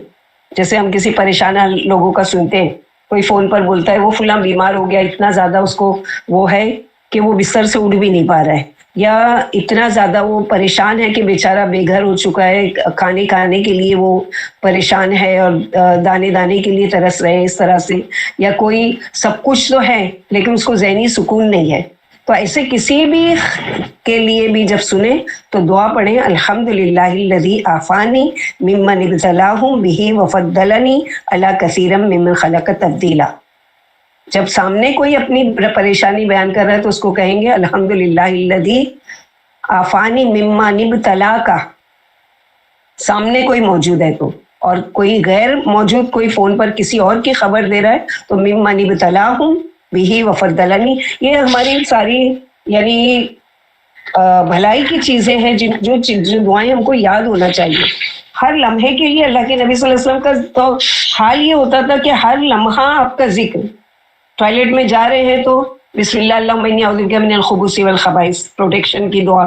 باہر آ رہے ہیں الحمدللہ اذهب عنا الحزن، کہ اللہ کا شکر ہے کہ اللہ تعالیٰ نے وہ ذات جس نے مجھے اس تکلیف سے نجات دلا دی. تو یہ ساری چیزیں کیا ہیں، ہم کو چھوٹی چھوٹی چیزیں یاد ہونا چاہیے کہ اگر ہم کو بائی ہارٹ ہوگی یہ دعا، کیونکہ ہم ایسے وقت میں کچھ مشکل کی خبر سے اب ہم بک ڈھونڈتے بیٹھیں گے کہ کہیں سے ہم کو کوئی بک ملے تو پھر ہم اس کو کھولیں اور پھر یاد کریں چھوٹی چھوٹی یہ دعائیں جو ہمارے لیے ہماری حفاظت کا ذریعہ ہے. اور اللہ کے نبی صلی اللہ علیہ وسلم کا ہر لمحہ اللہ کے ذکر کے ساتھ ہوتا تھا. وضو کر رہے ہیں تو بسم اللہ، وضو کے بعد اشہد ان لا الہ الا اللہ، اور بھی دوسری دعائیں. اسی طرح کھانا کھا رہے ہیں، پانی پی رہے ہیں، چلتے پھرتے کثرت سے استغفار. تو یہ سارا چیز کیا ہے، کیونکہ اللہ سبحانہ و تعالیٰ نے قرآن میں فرما دیا نا، اللہ بذکر اللہ، سورہ رعد میں اللہ بذکر اللہ تطمئن القلوب. تو اپنے دلوں کا سکون اگر چاہتے ہیں تو ہم کیا کریں، کوشش کریں کہ اللہ کے ذکر سے جڑے رہیں. تو یہ ساری چیزیں ہم لوگوں کو اللہ سبحانہ و تعالیٰ رہنمائی کر رہے ہیں ہماری کہ ہم کیا کریں. تو سورہ زخرف آیت نمبر 12 اور 14 میں اللہ تعالیٰ فرماتے ہیں والذی خلق الازواج کلها وجعل لكم من الفلک والانعام ما ترکبون، اور جس نے تمام قسم کے حیوانات پیدا کیے اور تمہارے لیے کشتیاں اور چار پائے بنائے جن پر تم سوار ہوتے ہو تاکہ تم ان کی پیٹھ پر چڑھ بیٹھو، اور جب اس پر بیٹھ جاؤ تو پھر اپنے رب کے احسان کو یاد کرو اور کہو کہ وہ ذات پاک ہے جس نے اس کو ہمارے زیر فرمان کیا اور ہم میں طاقت نہیں تھی کہ اس کو بس میں کر لیتے، اور ہم اپنے رب کی طرف لوٹ کر جانے والے ہیں. سفر کی دعا بھی سکھا دی اللہ سبحانہ و تعالیٰ نے. اور نبی صلی اللہ علیہ وسلم جب بھی سواری پر سوار ہوتے تھے، اب ہمارے لیے گھوڑے، اونٹ، خچر یہ سواری تو نہیں ہے، لیکن ہم گاڑی پر بیٹھتے ہیں، بس میں بیٹھتے ہیں، ٹرین میں بیٹھتے ہیں، ایروپلین میں بیٹھتے ہیں، رکشے میں بیٹھتے ہیں، بائک پر بیٹھتے ہیں، جہاں بھی بیٹھیں. چھوٹے چھوٹے بچوں کو بھی پڑھائیں، خود بھی پڑھیں کہ سب کی ہو سکتا ہے کہ ایک نے دعا پڑھی اس کی حفاظت ہو جائے اور جس نے نہیں پڑھی اس کی نہیں. تو بہتر یہ ہے کہ سب کو یاد ہو، گھر کے جتنے لوگ گاڑی میں بیٹھ رہے ہیں سب کو یاد ہو. نہیں یاد ہے تو کم از کم زور سے پڑھیں، ان کو پڑھوائیں یہ دعا کہ بسم اللہ مجریہا و مرساہا، اور وتقول سبحان الذی سخر لنا ھذا وما كنا له مقرنین وانا الی ربنا لمنقلبون. اسی طرح سب کو حکم ہے کہ کام کی ابتدا میں دعا کی جائے تاکہ اس میں خیر و برکت حاصل ہو اور اس کا انجام اچھا ہو. یعنی ہمیشہ کیا کریں کہ کوئی بھی کام کی شروعات کریں اس سے پہلے اللہ سے دعا کر لیں. تو اس میں اللہ سبحانہ و تعالیٰ سے دعا کرنے کا فائدہ کیا ہوگا کہ اس کام میں اللہ تعالیٰ خیر و برکت ڈال دیتے ہیں اور اس کا انجام بھی اچھا کر دیتے ہیں. جیسے نبی صلی اللہ علیہ وسلم کو ہجرت کے وقت حکم دیا گیا ہے کہ آپ کہیے وقل ربی ادخلنی مدخل صدق واخرجنی مخرج صدق واجعلنی من لدنک سلطانا نصیرا، اور کہیے اے میرے رب مجھے جہاں لے جا سچائی کے ساتھ لے جاؤ، اور جہاں سے بھی نکالیے سچائی کے ساتھ نکالیے، اور اپنے ہاتھ سے زور و قوت کا مددگار بنا دیجیے. یعنی میں اب بے سر و سامان اپنا ملک چھوڑ کر جا رہا ہوں، اللہ تعالیٰ جہاں بسانا اپنے شہر کو چھوڑ کر جا رہا ہوں، جہاں جا رہا ہوں وہاں پر میرے لیے کیا ہے بہترین ساتھی اور بہترین جگہ مجھے نصیب کرنا. اسی طرح نوح علیہ السلام نے اللہ تعالیٰ کے اس حکم کی تعمیل کی اور ساتھیوں سے فرمایا کہ تم سب دعا کرو ارکبوا فیہا بسم اللہ مجریہا و مرساہا ان ربی لغفور الرحیم، اور اس کشتی میں سوار ہو جاؤ اللہ ہی کے نام سے، اس کا چلنا اور ٹھہرنا ہے، بے شک میرا رب بخشنے والے اور مہربان ہے. تو اس سے کیا پتہ چلتا ہے، ایک چیز تو یہ ہے کہ اللہ تعالیٰ نے خود سکھایا اپنی پروٹیکشن کی دعائیں کہ مجھ سے مانگو اور میں تمہیں دوں گا، مجھ سے التجا کرو کہ ہماری حفاظت کرنا تو میں تمہاری حفاظت کروں گا. ایسا نہیں ہے کہ اللہ تعالیٰ مانگے بغیر نہیں کریں گے، نہیں کریں گے، لیکن ایک چیز ہوتی ہے کوئی چیز مانگ کر اور بھی زیادہ اس کی اہمیت بڑھ جاتی ہے. تو یہاں پر ایک چیز تو یہ سکھائی گئی، دوسری یہ ہے کہ پہلے ہی سے بسم اللہ کا یعنی وہ تھا. ایسا نہیں ہے کہ ابھی ہمارے اوپر قرآن نازل ہوا ہے تو ہم کو بسم اللہ سکھائی گئی، نہیں پہلے سے ہی تھا. اور کہاں پر بسم اللہ کا ذکر آتا ہے؟ کون سے نبی نے یہ دعا کی تھی یا لکھا تھا؟ سلیمان علیہ السلام نے اپنے خط سے پہلے بلقیس کو خط بھیجنے سے پہلے بسم اللہ الرحمن الرحیم لکھے تھے. سلیمان علیہ السلام نے بسم اللہ الرحمن الرحیم لکھ کر اور خط لکھ کر بھیجا تھا. تو اس سے کیا پتہ چلتا ہے کہ نوح علیہ السلام کے قوم سے، اور ہو سکتا ہے کہ آدم علیہ السلام کے پہلے سے ہی ہوگا انشاءاللہ کہ اللہ تعالیٰ نے ان کو سکھا کر بھیجا. الحمدللہ سکھایا، سلام سکھایا، تو ضرور ہے کہ اللہ تعالیٰ کے نام کو بھی سکھایا ہوگا. تو اس کشتی میں سوار ہو جاؤ اللہ ہی کے نام سے، اس کا چلنا اور ٹھہرنا ہے، بے شک میرا رب بخشنے والے مہربان ہے. یعنی اس کے چلنے کی ابتدا انتہا اللہ کے نام سے ہے، میرا رب بخشنے والے رحم کرنے والے، لیکن ساتھ ہی وہ سخت سزا دینے والے بھی ہیں، اس لیے اس کا عذاب مجرموں پر آ کر رہتا ہے، جیسے ان لوگوں پر آیا جنہوں نے اس کے ساتھ کفر کیا اور غیر اللہ کی عبادت کی۔ طوفان نوح کی کیفیت اور نوح علیہ السلام کے بیٹے کی غرقات ڈوب جانے کا جو ذکر آتا ہے سورہ ہود میں، وہی تجری بہم فی موجن کالجبال، اور وہ ان کو لے کر طوفان کی لہروں میں چلنے لگی، یعنی کشتی لہریں کیا تھی؟ گویا کے پہاڑ تھے، یعنی اتنے اونچے۔ اب ایک تصور کریں کہ اللہ سبحانہ و تعالیٰ کتنے، جیسے اللہ سبحانہ و تعالیٰ حافظ، حفاظت کرنے والے، یعنی کتنے زبردست حفاظت کریں کہ کشتی جو ہے بیچ میں سے چل رہی ہے اور دونوں طرف طوفان ایسا کہ جیسے پانی کی لہر ایسی جیسے کہ گویا پہاڑ۔ اس کی یہ وجہ تھی کہ اللہ تعالیٰ نے آسمان سے ایسی شدید بارش نازل فرمائی جو زمین پر اس سے پہلے کبھی نہیں ہوئی، نہ بعد میں کبھی ہوگی، یعنی آج تک ایسی بارش کے بارے میں سوچا بھی نہیں گیا۔ تھوڑا سا ہم لوگوں کو سیلاب آتا ہے، طوفان آتا ہے، سونامی آتی ہے تو ہم گھبرا جاتے ہیں، لیکن ایسا طوفان جو نوح علیہ السلام کے زمانے میں آیا، ایسا طوفان کبھی بھی نہیں آیا اور نہ بعد میں کبھی آئے گا۔ تو یہاں پر یہ چیز بتایا جاتا ہے، اور کس کے لیے اللہ سبحانہ و تعالیٰ نے اس طرح کا کرم کیا تھا کہ پانی کو ٹھہرا دیا۔ یہاں پر دیکھو پہاڑ کے جیسا لہریں ہیں، اس کے بیچ میں سے کشتی جا رہی ہے، اور کہاں پر اس طرح کا؟ باجی موسیٰ علیہ السلام کے ٹائم پہ پورے دونوں پانی جو ہے بیچ میں سے، سمندر کے بیچ میں سے جو ہے وہ راستہ بن گیا تھا، اور پورا سمندر کے سائڈ میں پورا پانی ٹھہرا ہوا تھا نا، جب تک کہ موسیٰ علیہ السلام کی قوم نے سمندر پار نہیں کر لی تھی تب تک کہ دیوار کی طرح کھڑی کر دی اللہ تعالیٰ نے، بیچ سے آرام سے نکل گئے موسیٰ علیہ السلام اور بنی اسرائیل، اور اس کے بعد وہی جو دیوار تھی پانی کی، اللہ تعالیٰ نے حکم دیا فرعون کے بیچ میں پہنچنے پر کہ مل جاؤ، اور وہ پانی کی دیواریں مل گئی اور وہ اس میں غرق ہو گیا۔ تو اللہ سبحانہ و تعالیٰ کی اتنی بڑی بڑی قدرت کی نشانیاں ہم کو قرآن میں ملتی ہیں کہ پھر بھی ہماری یہ جرت کہ ہم اللہ تعالیٰ کی نافرمانی کرتے اور اللہ تعالیٰ کی ناراضگی کے کام کرتے ہیں۔ یعنی وہ زبردست قوت والے رب کسی بھی ہماری کوئی ایسی ناراضگی کے کام پر کبھی بھی پکڑ بھی کر سکتے ہیں۔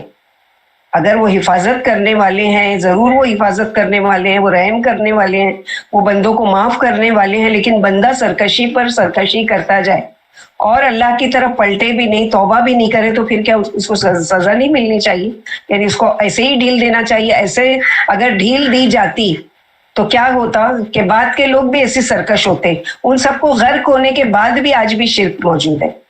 تو یہ ساری چیزیں کہ اللہ سبحانہ و تعالیٰ عبرت کے لیے، اس کی وجہ یہ تھی کہ اللہ تعالیٰ نے آسمان سے شدید بارش نازل فرمائی جو زمین پر اس سے پہلے کبھی نہیں ہوئی تھی، جیسے کہ سورہ قمر آیت نمبر 10 to 14، فدعا ربہ انی مغلوب فانتصر ففتحنا ابواب السماء بماء منہمر۔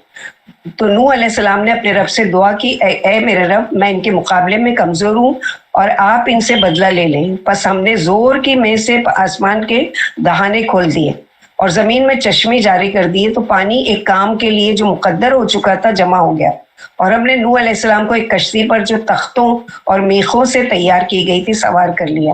وہ ہماری آنکھوں کے سامنے چلتی تھی۔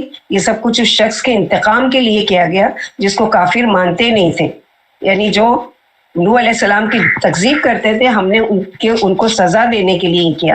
اب کتنے تعجب کی اور اللہ کی زبردست قدرت کی یہ نشانی ہے کہ ایسی جگہ جہاں دور دور تک سمندر کا نام و نشان نہیں ہے، ایسی جگہ اللہ سبحانہ و تعالیٰ اتنا زبردست سیلاب لا کر اور یہ ساری چیزیں کہ ان کو بھی ہوش آ گیا ہوگا کہ یہ کشتی، پہلے تو جب کشتی بن رہی تھی تو مذاق اڑا رہے تھے نوح علیہ السلام کا، لیکن اب کشتی جب تیار ہو گئی اور چلے گئے اور اس میں سوار ہو گئے اور چلنے لگی جب کشتی، تب ان کو سمجھ میں آیا ہوگا کہ ہاں یہ مقصد تھا اللہ سبحانہ و تعالیٰ کا۔ لیکن اللہ کو مانتے جب اس چیز کی ان کو عقل آتی نا، کئی مفسرین نے فرمایا ہے کہ پانی بلند ترین پہاڑ سے بھی 15 ہاتھ بلند تھا، یعنی بڑا سے بڑا پہاڑ اس سے بھی زیادہ بلند۔ حضرت ابن عباس نے فرمایا کہ پانی کثرت سے نکل آئے، یعنی مشرق سے مغرب تک ساری زمین کے طول و عرض میں، میدانوں، پہاڑوں، صحراؤں اور چٹیل میدانوں میں ہر جگہ آیا، جس کے نتیجے میں ہر زندہ چیز ہلاک ہو گئی۔ اور پھر نوح علیہ السلام نے پکارا سورہ ہود میں جیسے آتا ہے وَنَادَى نُوحٌ ابْنَهُ وَكَانَ فِي مَعْزِلٍ يَا بُنَيَّ ارْكَب مَّعَنَا وَلَا تَكُن مَّعَ الْكَافِرِينَ۔ اس وقت نوح علیہ السلام نے اپنے بیٹے یام کو پکارا جو کہ کشتی سے الگ تھا کہ بیٹا ہمارے ساتھ سوار ہو جاؤ اور کافروں میں شامل نہ ہو۔ اس نے کہا میں ابھی پہاڑ سے جا لگوں گا، وہ مجھے پہاڑ پانی سے بچائے نہیں، آپ تو طوفان کے بیچ میں چل رہے ہیں، میں تو اس پہاڑ پر چڑھ جاؤں گا کہ وہاں تک پانی پہنچ ہی نہیں پائے گا اور میں بچ جاؤں گا۔ انہوں نے کہا نوح علیہ السلام نے آج اللہ کے عذاب سے کوئی چیز بچانے والی نہیں اور نہ کوئی بچ سکتا ہے مگر جس پر اللہ رحم کرے۔ اتنے میں دونوں کے درمیان ایک لہر حائل ہوئی اور وہ ڈوب گیا۔ یعنی بات چیت کر رہے تھے اور نوح علیہ السلام کی آنکھوں کے سامنے آپ کا بیٹا غرق ہو گیا۔ یہ نوح علیہ السلام کے بیٹا یام تھا جو سام، خام اور یافس کا بھائی تھا۔ 4 بیٹے، سام، خام، یافس اور یام۔ بعض علماء نے اس کا نام کنان بھی بتایا۔ وہ کافر اور فاسق تھا، اس نے اپنے والد کا سچا دین قبول نہیں کیا، اس لیے ہلاک ہونے والوں کے ساتھ ہلاک ہو گیا، جبکہ آپ کا دین و مذہب قبول کرنے والے نجات پا گئے، حالانکہ وہ ان سے نسبی تعلق نہیں رکھتے تھے۔ یعنی وہ جو قوم کے لوگ تھے نسب کے ساتھ تو تعلق نہیں تھا، گھر والے تھے، 4 بہویں تھی، 3 بیٹے تھے، 1 بیوی تھی، اس کے علاوہ جتنے بھی لوگ تھے سب ایمان والے تھے۔ نسبی تعلق تو نہیں تھا لیکن ایک ایمان والے جو ایک نبی کا ہوتا ہے، ایک قوم کے ساتھ خیر خواہی ہوتی ہے، تو اس تعلق سے اللہ سبحانہ و تعالیٰ نے اور ان کے ایمان لانے کی وجہ سے اللہ تعالیٰ نے ان کو بچا لیا۔ اس سے کیا ایک چیز ہم لوگوں کو سبق ملتا ہے کہ کسی کے ماں باپ کا نیکوکار ہونا اولاد کو کام نہیں آئے گا، کیونکہ انما الاعمال بالنیات، جو جس نیت پر عمل کرتا ہے اللہ تعالیٰ اس کو ویسا اجر دیں گے۔ ہاں ماں باپ نیکوکار ہیں، ان کے حق میں دعا کریں گے، قبول تو ضرور ہوگی، اور ماں باپ دعا بھی کرتے رہتے ہیں اللہ تعالیٰ میں ہماری اولادوں کو اس کی اصلاح فرمائے، اللہ تعالیٰ ان کو ہدایت دے، اللہ تعالیٰ وہ کرے۔ لیکن اللہ سبحانہ و تعالیٰ یعنی ایسا نہیں ہے کہ جس کے ماں باپ نیک ہیں اور بچے سرکش ہیں اور نافرمان ہیں اور اللہ تعالیٰ کے نافرمانی کرتے ہیں، فرائض کو انجام نہیں دیتے، وہ نہیں دیتے، وہ اس کی وجہ سے نیکوکار ماں باپ کی وجہ سے بخش دیے جائیں گے، ایسا نہیں ہے۔ ہاں ان کے حق میں دعا ضرور قبول ہو سکتی ہے، لیکن یہاں پر کیوں نہیں قبول ہوئی نوح علیہ السلام کی دعا اپنے بیٹے کے حق میں؟ اس لیے کہ پہلے سے ہی یہ فیصلہ کر دیا گیا تھا اور کہہ دیا گیا تھا کہ اب کسی کے لیے بھی دعا نہیں کرنا سیلاب اور طوفان کو دیکھ کر، کیونکہ اب فیصلہ ہو چکا ہے اللہ تعالیٰ کا۔ اور طوفان جب ختم ہو گیا، جیسے کہ سورہ ہود میں اللہ تعالیٰ نے فرمایا جب ساری قوم غرق ہو گئی، سورہ 44 آیت میں وَقِيلَ يَا أَرْضُ ابْلَعِي مَاءَكِ وَيَا سَمَاءُ أَقْلِعِي وَغِيضَ الْمَاءُ وَقُضِيَ الْأَمْرُ وَاسْتَوَتْ عَلَى الْجُودِ وَقِيلَ بُعْدًا لِلْقَوْمِ الظَّالِمِينَ۔ اور حکم دیا گیا کہ اے زمین اپنا پانی نگل جا اور اے آسمان تھم جا۔ تو پانی خشک ہو گیا اور اس کام تمام کر دیا گیا، اور کشتی کوہ جودی پر جا کر ٹھہری، اور کہہ دیا گیا کہ بے انصاف لوگوں پر لعنت ہے۔ یعنی اللہ تعالیٰ نے تباہ و برباد بھی کر دیا۔ جس رب نے حکم دیا تھا اتنے زبردست طوفان کا، اسی رب نے جب اس پانی کو حکم دیا تو وہ پانی کیا ہے، بالکل زمین نے پورا پانی سوکھ لیا، وہ اندر چلا گیا اور آسمان سے پانی تھم گیا اور سب امن و امان ہو گیا کشتی۔ اور کشتی جو جا کر ٹھہری، ظاہر ہے کہ جب ہچکولے کھاتی ہوگی تو اونچی بھی جاتی ہوگی، نیچی بھی جاتی ہوگی، اور جا کر جب ٹھہری پہاڑ کی چوٹی پر جس کا نام جوتی تھا، تو اللہ تعالیٰ نے حکم دیا اور وہ وہیں ٹھہری رہی۔ یعنی جب زمین پر کوئی ایسا انسان باقی نہ رہا جو اللہ کے سوا کسی کی عبادت کرتا ہو، تو اللہ تعالیٰ نے زمین کو حکم دیا کہ اپنا پانی نگل لے، اور آسمان کو حکم دیا کہ بارش برسانا بند کر دے۔ چنانچہ پانی اترنے لگا اور مجرموں کو وہ سزا مل گئی جس کا اللہ نے فیصلہ کر رکھا۔ عملیوں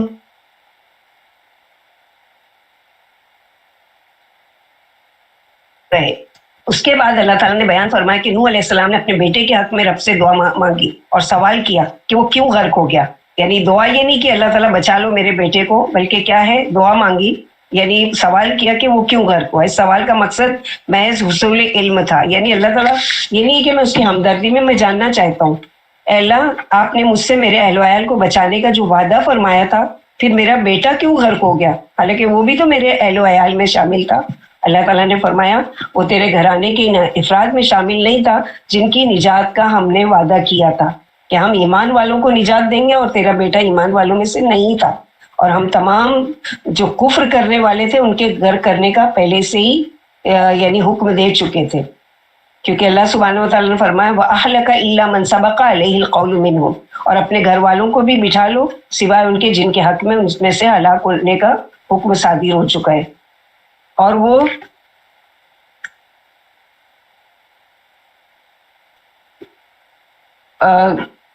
इसलिए वो अहले ईमान से अलग होकर कुफ़ार से मिल गया और इन्हीं के अंजाम से दो चार हुआ, जिसके बाद अल्लाह ताला ने हुक्म दिया या नूहू बिसलामिन मिन्ना व बरकातिन अलैका व अला उम्मिन मिम्मन माक व उम्मुन सनुमत्तिहुम सुम्मा यमस्सुहुम मिन्ना अज़ाबुन अलीम। ऐ नूह, हमारी तरफ से सलामती और बरकतों के साथ जो तुम पर और तुम्हारे साथ के जमातों पर नाजिल की गई है, उतर आओ, और कुछ और जमातें होंगी जिनको हम दुनिया के फायदे से पैरावर करेंगे, फिर उनको हमारी तरफ से दर्दनाक अजाब होगा।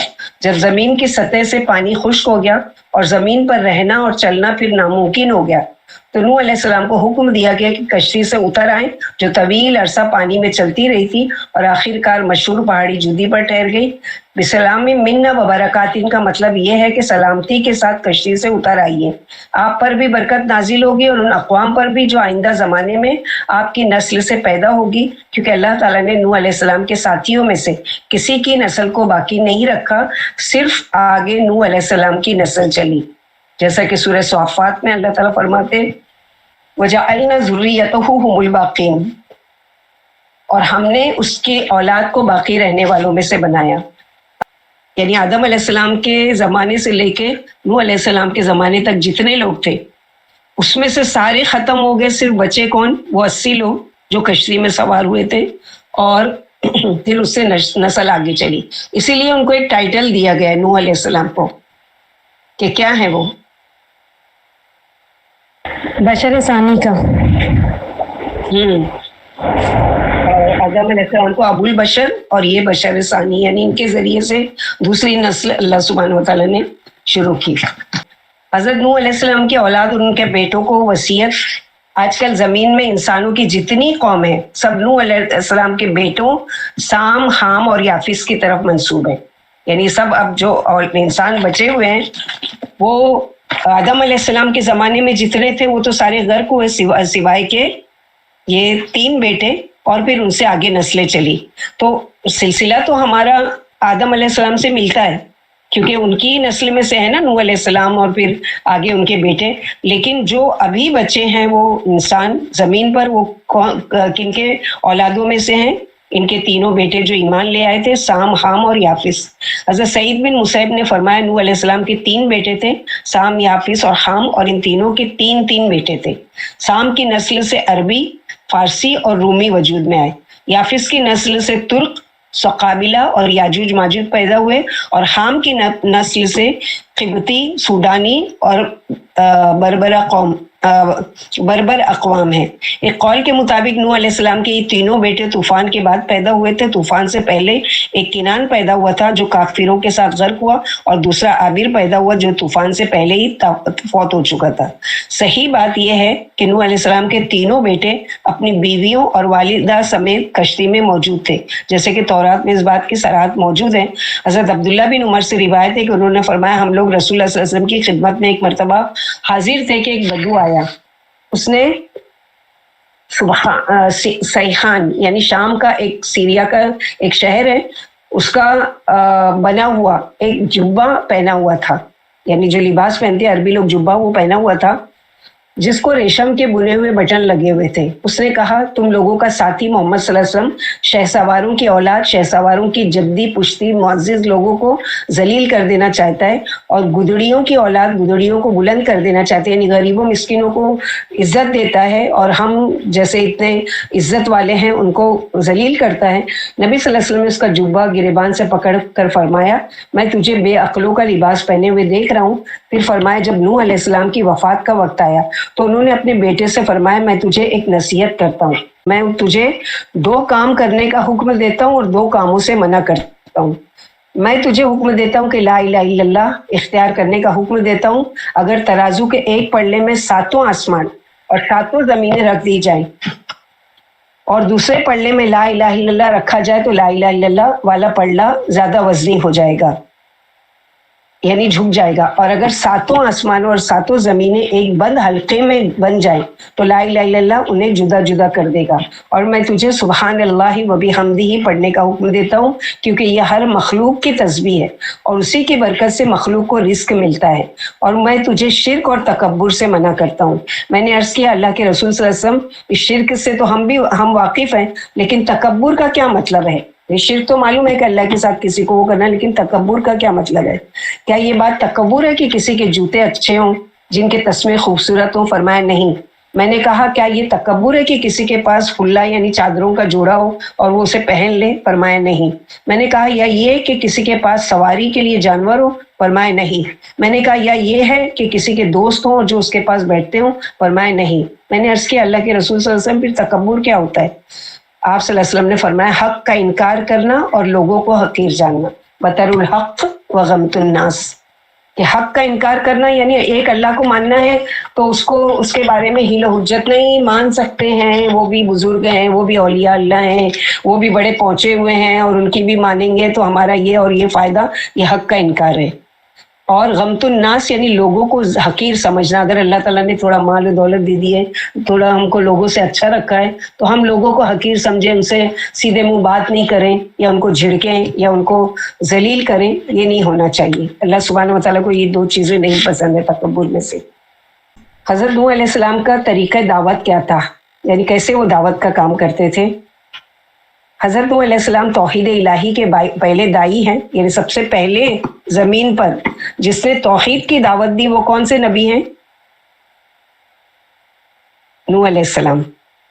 سب سے پہلے آپ کی قوم نے بزرگوں کے بت بنا کر ان کی پوجا شروع کی، اسی لیے سب سے پہلے جو بتوں کی شرک شروع ہوا وہ ان کی قوم سے. سب سے پہلے یہ نبی جنہوں نے توحید کی دعوت دی اور سب سے پہلی ان کی قوم جنہوں نے بت پرستی شروع کی اور اللہ وحدہ لا شریک لہ کے ساتھ شرک کے مرتکب ہوئے.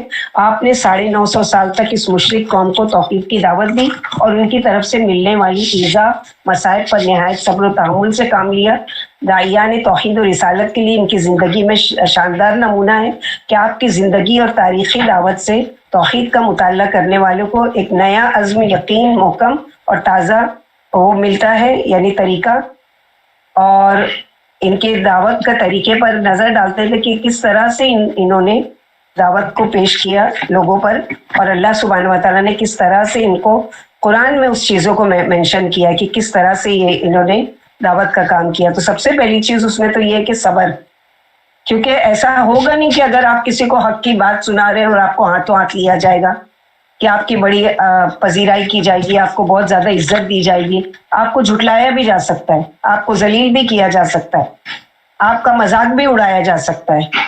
تو یہ سب چیزوں کے لیے ایک دعوت دینے والے کو کیا ہونا چاہیے؟ تیار رہنا چاہیے کہ یہ تو ہوگا. یہ تو تمام انبیاؤں کے ساتھ ہوا، نوح علیہ السلام سے شروعات ہو چکی تھی اور یہ چیز تو ہونا ہی ہے.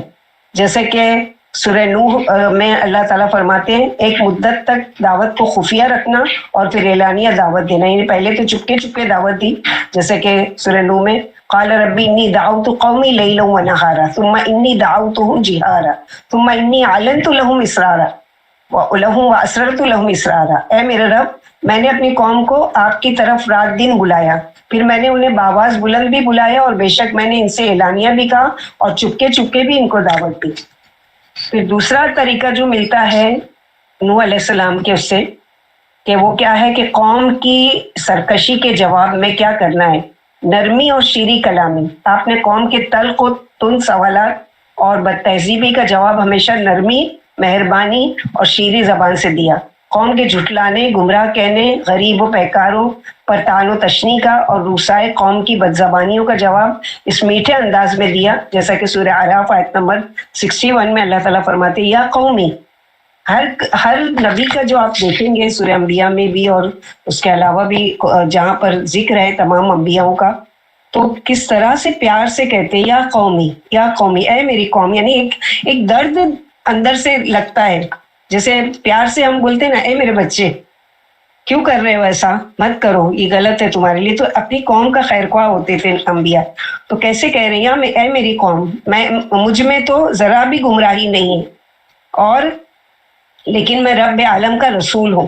یعنی میں کوئی گمراہ نہیں ہوں کہ تم کو گمراہی کی طرف لے کر جانے کے لیے آیا ہوں، میں تو اللہ کی طرف سے بھیجا ہوا ایک رسول ہوں۔ اور تیسرا طریقہ ان کی دعوت میں یہ سمجھ میں آتا ہے کہ راہ حق میں آنے والی مشکلات اور مذاق کرنے والوں کی پرواہ نہ کرنا۔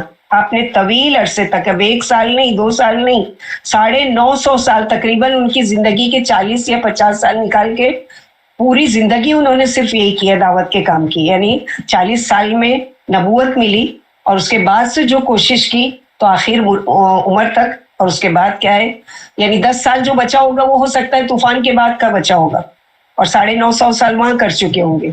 تو اس طرح سے وہ 1000 سال رہے اور اس طرح سے ان کا مذاق اڑایا گیا، بلکہ قلیل ساتھیوں کے باوجود اپنا مشن دن رات جاری رکھا، اور کبھی بھی آپ کے پائے ثبات میں لغزش، یعنی کبھی بھی ڈگمگائے نہیں، یعنی کبھی یہ بھی نہیں دعا کر رہے ہیں یا اللہ میں اتنے دنوں سے، کب کر رہے ہیں جب بالکل حد سے زیادہ کہ اب 950 سال کا عرصہ گزر چکا ہے اور پھر بھی یہ قوم نہیں مان رہی ہے، تو اب اللہ سے دعا کرتے کہ اللہ تعالیٰ مجھے ایسی قوم سے نجات دلا دیجیے کہ جس کی یعنی ان کے سدھرنے کا یا ان کے ایمان کی طرف آنے کا کوئی راستہ ہی نہیں بچا ہے۔ اور ظاہر ہے کہ سب سے بڑی چیز ان باتوں سے بھی اوپر کہ اللہ سبحانہ و تعالیٰ کی ایک زبردست حکمت، ایک اللہ کی پلاننگ، ایک اللہ سبحانہ و تعالیٰ کے کہ ایسا ہوگا۔ اب ایسا ہوگا اللہ کو معلوم تھا، تو پھر کیا ضرورت تھی نوح علیہ السلام کو بھیج کر دعوت دینے اور وہ کرنے کی؟ نہیں، لوگوں کے لیے حجت کے دیکھو کوشش کرنا ہے، کسی بھی کام کے لیے کوشش کرنا ہے، آخری دم تک کوشش کرنا ہے، تمہاری کوشش دیکھی جائے گی۔ جیسے ہر جگہ کہتے ہیں نا لا اسألکم علیہ اجر ان اجریہ الا علی رب العالمین، ہم آپ سے کوئی اجر نہیں چاہتے، کوئی چیز دنیاوی چیز نہیں، ہم تو یہ چاہتے ہیں، ہم تو اللہ تعالیٰ سے اجر لینا چاہتے ہیں۔ چوتھی چیز جو ہم کو ان کی دعوت سے ملتی ہے وہ کیا ہے؟ قوم کو اللہ تعالیٰ کی نعمتوں اور احسانات کی یاد دہانی کراتے رہنا۔ آپ نے قوم کو اللہ تعالیٰ کی بے شمار نعمتوں اور بے پناہ احسانات کی یاد دلائی تاکہ وہ رب پر ایمان لے آئیں اور اس کے شکر گزار بندے بن جائے۔ آپ نے قوم سے فرمایا، سورہ نوح آیت نمبر 19، واللہ جعل لکم الارض بساطا، اللہ تعالیٰ نے تمہارے لیے زمین کو فرش بنا دیا، یعنی پوری آیت ہے بہت ساری کہ واللہ جعل لکم الارض بساطا، اور وتسلکوا فیہا سجاجا، یعنی تمہارے لیے آسمان سے بارش برسائی کرے۔ تو اس بات میں ہم لوگوں کے لیے کیا سبق ہے کہ لوگوں کو جب دین کی دعوت دینے لگے تو سب سے پہلے اللہ تعالیٰ کی پہچان کہ اللہ سبحانہ و تعالیٰ ہے کون۔ کائنات میں غور و فکر تو کر کے دیکھو کہ کوئی سائنٹسٹ آج تک یہ دعویٰ کر سکتا ہے کہ میں آسمان بنا سکتا ہوں، یا میں زمین بنا سکتا ہوں، یا آسمان جو ہے میں اس کو گرا سکتا ہوں، یا آسمان کو میں تھام کے رکھ سکتا ہوں، یا پانی کو میں بالکل زمین سے غائب کر سکتا ہوں، یا پہاڑوں سے چٹیل میدان بنا سکتا ہوں؟ کوئی کچھ بھی نہیں کر سکتا، کیونکہ کسی کو اللہ تعالیٰ نے اپنے علاوہ کسی کو یہ پاور ہی نہیں دی ہے، یہ قوت ہی نہیں دی ہے جو قوت اللہ سبحانہ۔ تو سب سے پہلے لوگوں کو اللہ کی پہچان کہ اپنے رب کو تو پہچانو، جب رب کو پہچاننے لگیں گے تو پھر کیا ہے، اللہ کی طرف آئیں گے بھی، اللہ کی باتوں کو بھی مانیں گے، اور اللہ سبحانہ و تعالیٰ سے محبت بھی پیدا ہوگی۔ لہٰذا اگر تم اپنے رب پر ایمان لے آؤ گے اور اپنی تراشیدہ بتوں کو تم چھوڑ دو گے تو وہ مالک تمہیں مال و اولاد میں بے پناہ برکت دیں گے، اور تمہاری قحط زدہ زمین پھر سے سرسبز و شاداب ہو جائے گی۔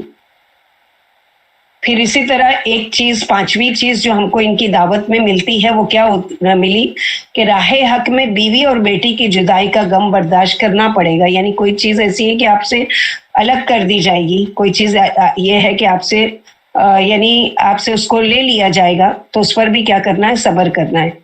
آپ کی انتھک محنت اور بے مثال دعوت و ارشاد کے باوجود آپ کی بیوی اور بیٹا ایمان نہیں لائے، یعنی ایک دوسری بیوی جو تھی وہ ایمان نہیں لائی، ایک بیوی تو سوار ہوئی کشتی میں ساتھ میں، اور بالآخر آپ کی آنکھوں کے سامنے کافروں کے ساتھ وہ غرق ہو گئے۔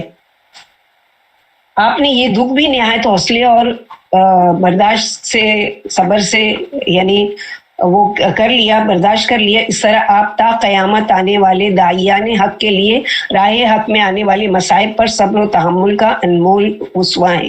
یعنی ایک بہترین نمونہ ہے نا کہ آنکھوں کے سامنے وہ ہو رہے ہیں، لیکن یہ ہے کہ دیکھو سب سے پہلی چیز تو اللہ سبحانہ و تعالیٰ کسی کے نیکی یا نبی ہونا بھی بچا نہیں سکے گا کسی کو۔ جیسے آپ صلی اللہ علیہ وسلم کہتے ہیں ایک مرتبہ اپنی پھوپھی صفیہ بنت عبد المطلب، ان کو پکار کے کہتے ہیں یا صفیہ بنت عبد المطلب، یعنی آپ میری پھوپھی ہیں، اللہ تعالیٰ کے اپنے آخرت کے لیے اعمال جمع کر لیجئے، اس دن میں آپ کے کوئی کام نہیں آ سکتا۔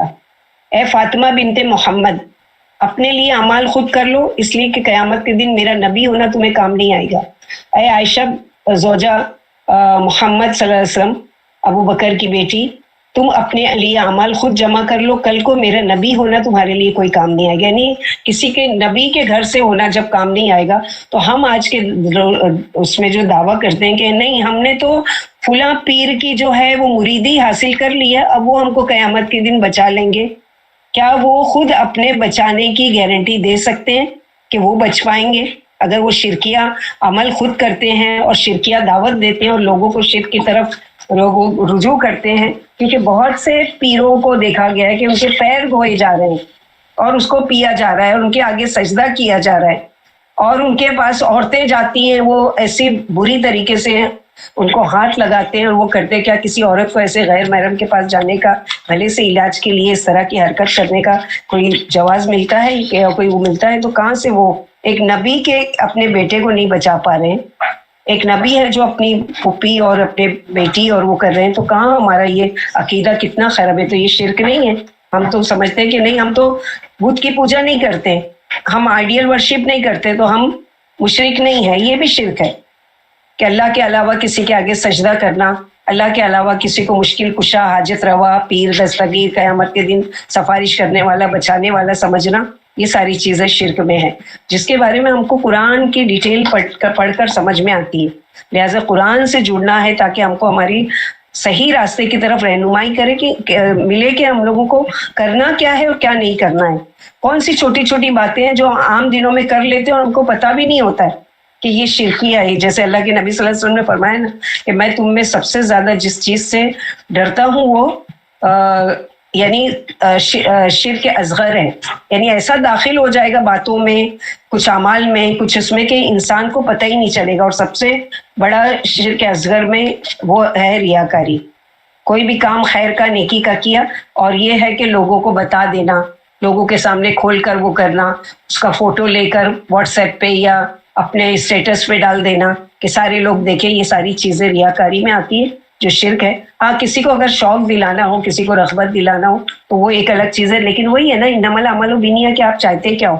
آپ چاہتے ہو کہ آپ کی تعریف ہو خیر کام کے لیے، کیونکہ خفیہ نیکی کے کام جو ہے وہ چھپا کر کرنے ہیں اللہ کی رضا و خوشنودی کے لیے۔ جس کے لیے کیا اس نے دیکھ لیا، اب ساری دنیا ہم کو دیکھے یا نہیں دیکھے ہم کو اس کی پرواہ نہیں ہونا چاہیے۔ پھر اسی طرح علم حقائق کی نقاب کشائی کی گئی ہے ان قصوں میں نوح علیہ السلام کے۔ حضرت نوح علیہ السلام کے قصے میں قرآن مجید نے متعدد علمی اور سائنسی علوم کی نقاب کشائی کی ہے، جن کی تصدیق آج کے جدید علوم اور تحقیقات سے ہو رہی ہے۔ یعنی جن علوم و معارف سے دنیا آج متعارف ہو رہی ہے اور ان کو جدید تحقیقات کا نام دیا جا رہا ہے، قرآن مجید میں 1400 سال پہلے ہی ان کی خبر دی جا چکی ہے۔ اس سلسلے میں 2 مثالیں ذکر کی جاتی ہیں، جیسے کہ اللہ تعالیٰ نے فرمایا سورہ نوح میں آیت نمبر 16 وَجَعَلَ الْقَمَرَ فِيهِنَّ نُورًا وَجَعَلَ الشَّمْسَ سِرَاجًا، اور میں چاند کو خوب جگمگانے والا یعنی چمکنے والا بنایا اور سورج کو خوب روشن چراغ بنایا۔ اللہ تعالیٰ نے اس ارشاد مبارک میں سورج کو دہکتے ہوئے روشن چراغ سے تشبیہ دی ہے، یعنی ایسا چراغ، سراج کہتے ہیں ایسے چراغ کو جو تیل وغیرہ سے جلایا جائے اور وہ ایک شعلے سے جلے، ایسے چراغ کی روشنی ذاتی ہوتی ہے۔ جدید سائنس تحقیقات نے ثابت کیا ہے کہ سورج شعلہ زن گیسوں کا مجموعہ ہے، یعنی جو سورج ہے اس کے اندر ایسی گیس بھر دی ہے اللہ تعالیٰ نے کہ وہ اس سے بھڑکتا ہے اور بھڑک کر اس کو روشن کرتا ہے۔ اس کی روشنی اور طاقت کا سرچشمہ اس کی سطح کے اندر ہونے والے ایٹمی دھماکے ہیں۔ اس طرح آج کا جدید علم قرآنی علوم کی حقانیت پر مہر تصدیق ثبت کر رہا ہے کہ سورج ایک شعلہ زن چراغ ہے جس کی روشنی داخلی دھماکوں کی وجہ سے، یعنی روشنی کیسے ہوتی ہے، اندر وہ دھماکے ہوتے رہتے ہیں اور گیس پھٹتی ہے، اس میں آگ لگتی ہے اور آگ لگ کے یہ روشن ہوتا ہے، اور اس طرح سے آج یہ سائنس پروو کر رہی ہے۔ اور آج سے 1450 سال پہلے اللہ سبحانہ و تعالیٰ نے قرآن میں آیت نازل کر کے ہم کو بتا دیا۔ دوسری طرف چاند کے بارے میں جو آج ریسرچ ہو رہی ہے تو اس کے بارے میں بتایا گیا ہے۔ دوسری طرف اللہ تعالیٰ نے چاند کو نور کہا ہے، یعنی وہ ایک غیر روشن ڈھیر ہے جو روشنی دوسروں سے حاصل کرتا ہے اور چمکتا ہے۔ آج کی سائنس اسی بات کا اقرار کر رہی ہے کہ چاند خود نہیں ہے روشن ہوتا، یعنی اس کے اندر کوئی لائٹ نہیں ہے، بلکہ یہ سورج سے روشنی حاصل کرتا ہے، یعنی اس کی ادار لی ہوئی ہے، سورج سے وہ روشنی لیتا ہے اور چمکتا ہے۔ اس طرح اللہ سبحانہ و تعالیٰ نے بتا دیا واللہ انبتکم من الارض نباتا، اور تم کو زمین سے خاص اہتمام سے اگایا، پیدا کیا۔ اس آیت کریمہ میں اللہ تعالیٰ نے یہ اعلان فرمایا کہ اس نے بنی آدم کو زمین سے پیدا کیا اور اس کی زندگی کا انحصار زمین سے اگنے والی نباتات پر ہے۔ ڈاکٹر توسون کیج اپنی کتاب، یعنی ایک عربی جو ریسرچ ڈاکٹر ہیں جن کا نام ہے توسون کینج، وہ کہتے ہیں الماء معجزۃ الطبیعہ، انہوں نے ایک کتاب لکھی ہے، اس میں انہوں نے انکشاف کیا ہے کہ ماہرین حیاتیات اس بات پر متفق ہے کہ تمام حیوانات کے زندہ رہنے کے لیے زمینی نباتات ضروری ہے، اسی لیے تمام حیوانات نباتات کھا کر یا ان حیوانات کو کھا کر زندہ ہیں جو نباتات کھاتے ہیں۔ مثلا اگر انسان مچھلی کھاتا ہے تو وہ مچھلی اپنے سے چھوٹی مچھلیوں اور دیگر ننھے منھے کیڑے کھا کر زندہ تھی، یعنی ہر ایک کی اللہ تعالیٰ نے غذا رکھی ہے۔ ہم لوگوں کو لگتا ہے نہیں یہ مکھی کو کیوں پیدا کیا اللہ تعالیٰ نے، یہ کیوں اتنا نقصان پہنچاتی ہے، گندگی پر بیٹھتی ہے، اس کا کیا مقصد ہے؟ تو اس کا بھی مقصد ہے۔ اللہ تعالیٰ نے کوئی بھی چیز، جیسے اللہ تعالیٰ فرماتے ہیں قرآن میں کہ ہم نے کوئی بھی چیز عبث پیدا نہیں کی، یعنی بے مقصد نہیں پیدا کی۔ تو اسی طرح ہر جاندار کی اصل خوراک بالآخر نباتات ہی نکلتی ہے۔ یوں قرآن کریم نے انسان خوراک کا منبع 1400 سال پہلے بیان کر دیا، جبکہ سائنس آج اس کا اقرار کر رہی ہے کہ ہر چیز کی زندگی پانی میں ہے، اور ہر نباتات جو زمین سے اگتی ہے وہ انسان کھاتا ہے یا چوپائی کھاتے ہیں، اور کچھ حیوانات ہیں جن کو انسان کھاتے ہیں۔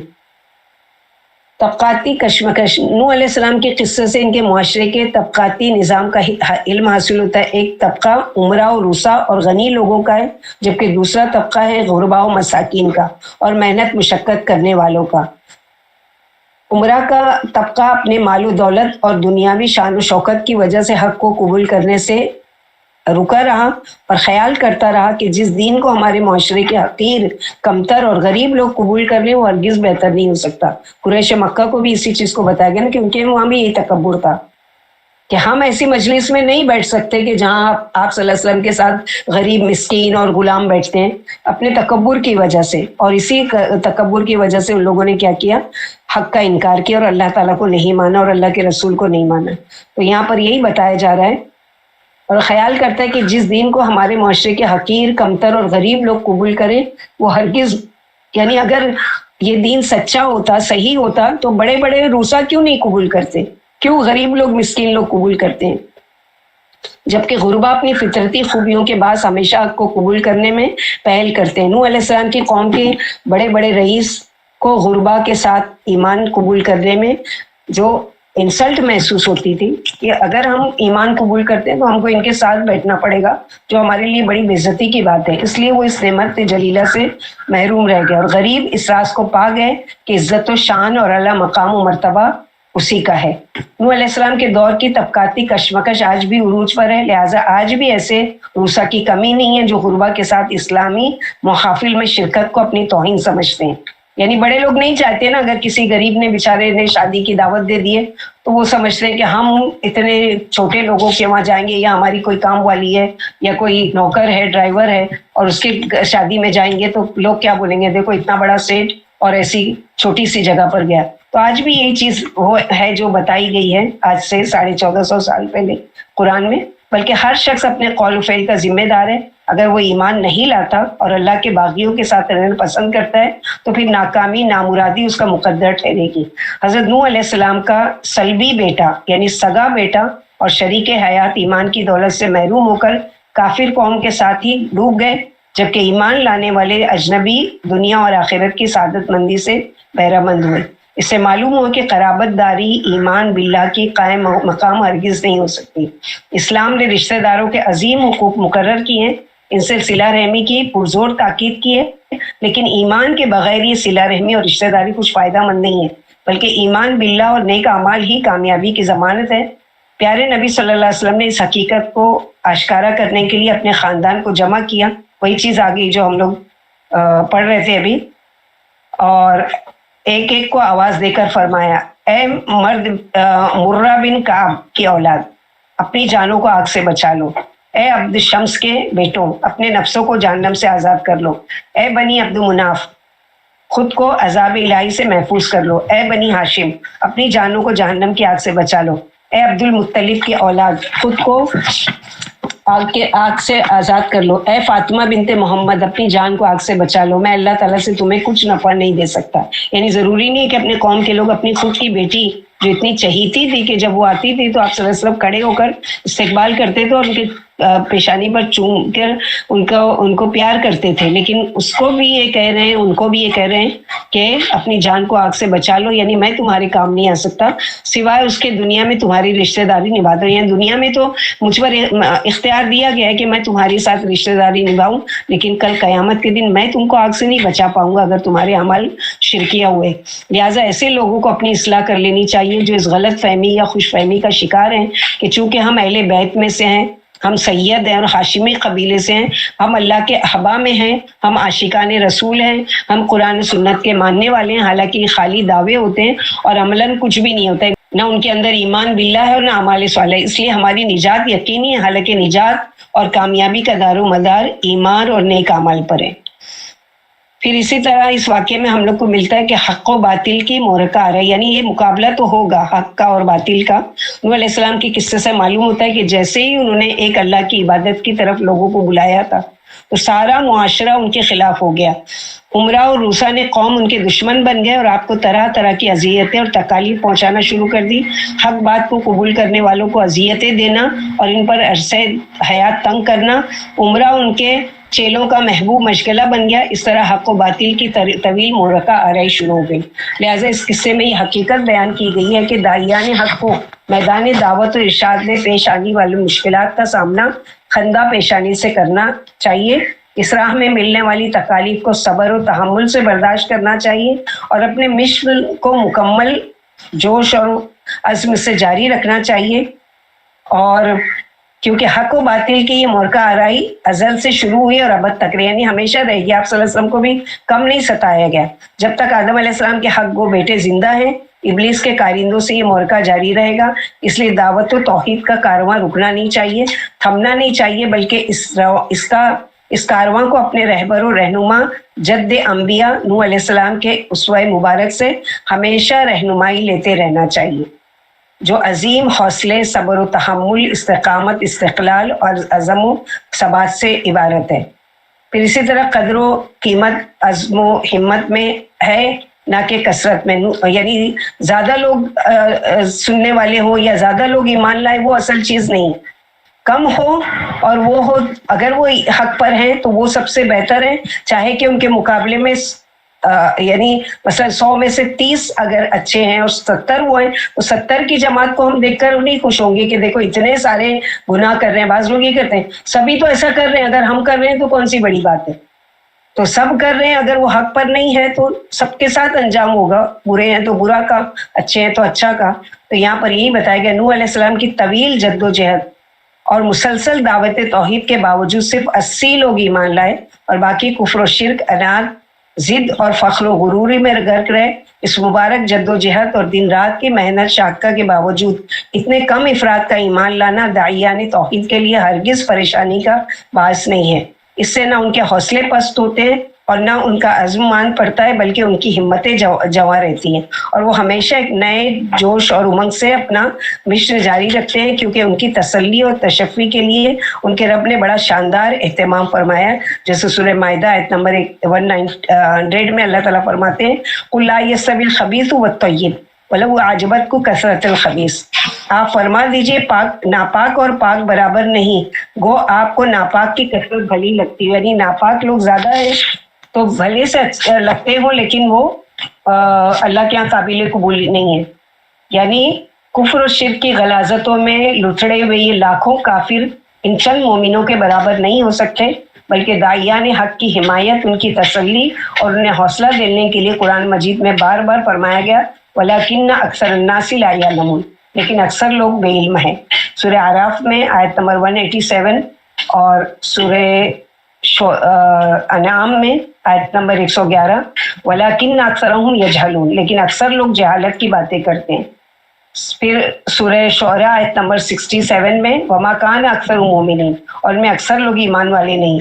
इमामुल अंबिया ने दाइया ने हक को ईमान वालों की किल्लत होने पर तसल्ली देते हुए फरमाया, मुझ पर पहली उम्मतें पेश की गई तो मैंने देखा कि एक नबी के साथ 10 से कम पैरोकार हैं। यानी इस चीज के बारे में नहीं, यानी आप सल्लल्लाहु अलैहि वसल्लम पर पेश किए गए अंबिया भी और उनकी उम्मतें भी, तो आप सल्लल्लाहु अलैहि वसल्लम को दिखाया गया कि ईमान वालों की किल्लत होने पर तसल्ली दी, यानी आप सल्लल्लाहु अलैहि वसल्लम पर बहुत कम लोग शुरू में ईमान लाए थे ना, तो आपको दिखाया गया, तसल्ली दी गई कि मुझ पर पहली उम्मतें पेश की गई। तो मैंने देखा कि एक नबी के साथ 10 से कम पैरोकार हैं, किसी के साथ 1-2 ईमान वाले हैं और किसी के साथ एक भी मोमिन नहीं।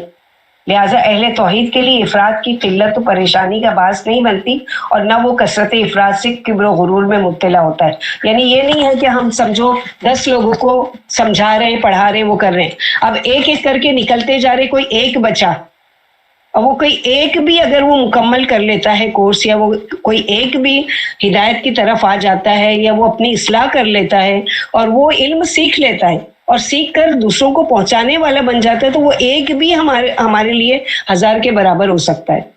10 की 10 जमात है और वो लापरवाही से पढ़ रहे हैं और कोई केयर नहीं कर रहे हैं और कोई काम के नहीं है, तो उससे बेहतर तो कोई एक ही है।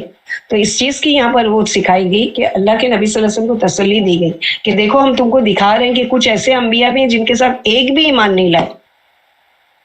फिर इसी तरह हमको इस वाक़ये से सबक मिलता है, कौमों के बारे में अल्लाह ताला का तरीका ये रहा है कि वो इनमें रसूल भेजकर किताबें नाजिल करके उन्हें ईमान लाने और राह हक को अपनाने का मौका देते हैं।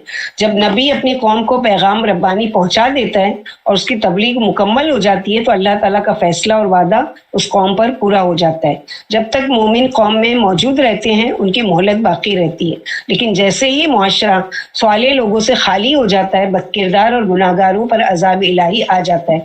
जैसा कि हज़रत नूह अलैहिस्सलाम की कौम के साथ भी यही हुआ कि पहले नूह अलैहिस्सलाम मोमिनों को लेकर कश्ती में सवार होकर बस्ती से निकल गए, तो बाकी लोग क्या किए गए, डुबा दिए गए। हज़रत नूह अलैहिस्सलाम के किस्से से ये भी मालूम होता है कि जब कुफ़ार पर इत्माम हुज्जत हो जाए, उनकी सरकशी और बदमाशी हद से बढ़ जाए और मोमिन मगलूब हो जाए, तो कुफ़ार के खिलाफ बद्दुआ की जा सकती है। जैसा कि नूह अलैहिस्सलाम ने अपने रब को मदद के लिए पुकारते हुए इल्तिजा की थी कि अन्नी मगलूबुन फंतसिर, ए मेरे रब मैं बेबस हूँ, आप मेरी मदद कीजिए। तो ये शॉर्ट में दुआ भी हम मांग सकते हैं।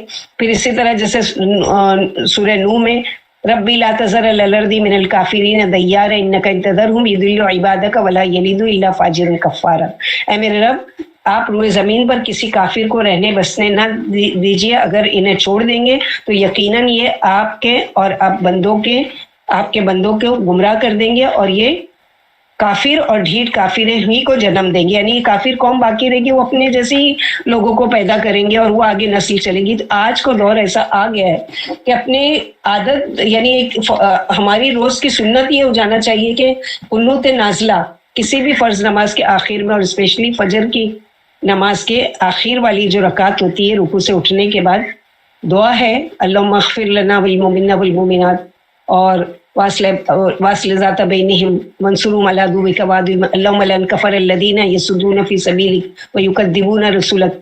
ये दुआ है, जिसे कुन्नूत नाज़िला कहा जाता है। फिर उसके बाद अल्लाहुम्मा अग़फ़िनीहिम बिमा शि'त, अल्लाह ताला आज जो हम पर मुसल्लत है, अल्लाह इनसे इनके लिए आप ही काफ़ी हो जाओ।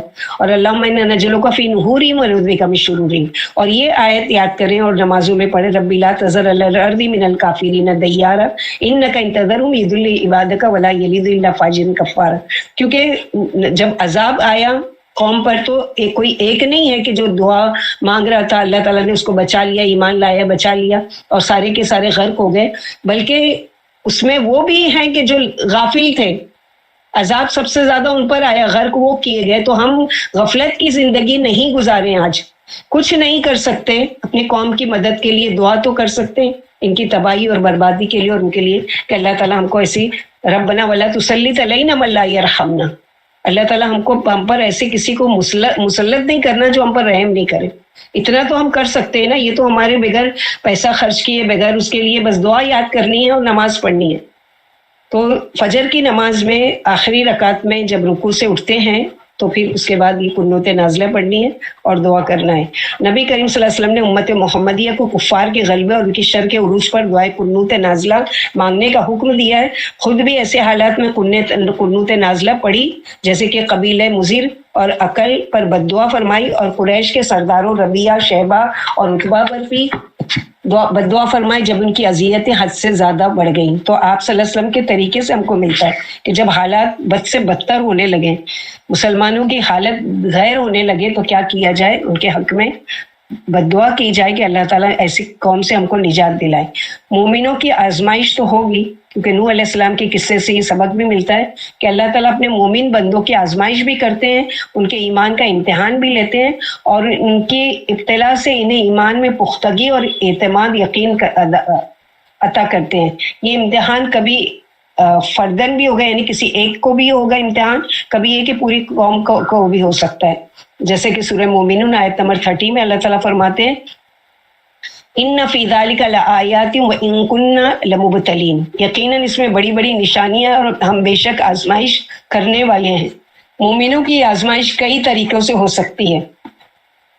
سورہ بقرہ میں ہم پڑھ چکے ہیں جس کو مصائب خمسہ کہا جاتا ہے، وَلَنَبْلُوَنَّكُمْ بِشَيْءٍ مِّنَ الْخَوْفِ وَالْجُوعِ وَنَقْصٍ مِّنَ الْأَمْوَالِ وَالْأَنفُسِ وَالثَّمَرَاتِ وَبَشِّرِ الصَّابِرِينَ، اور ہم کسی نہ کسی طرح آزمائش میں ڈالیں گے۔ تو کوئی بھی کتنا بھی ہر طرح سے آسودہ حال ہو، اس کی کسی نہ کسی ایک چیز ایسی ہے کہ جس کی وجہ سے وہ ڈپریس رہے گا۔ ڈپریس حالانکہ نہیں ہونا ہے، بلکہ اللہ کی رضا پر راضی ہونا ہے کہ یہ میرے لیے ایک امتحان ہے۔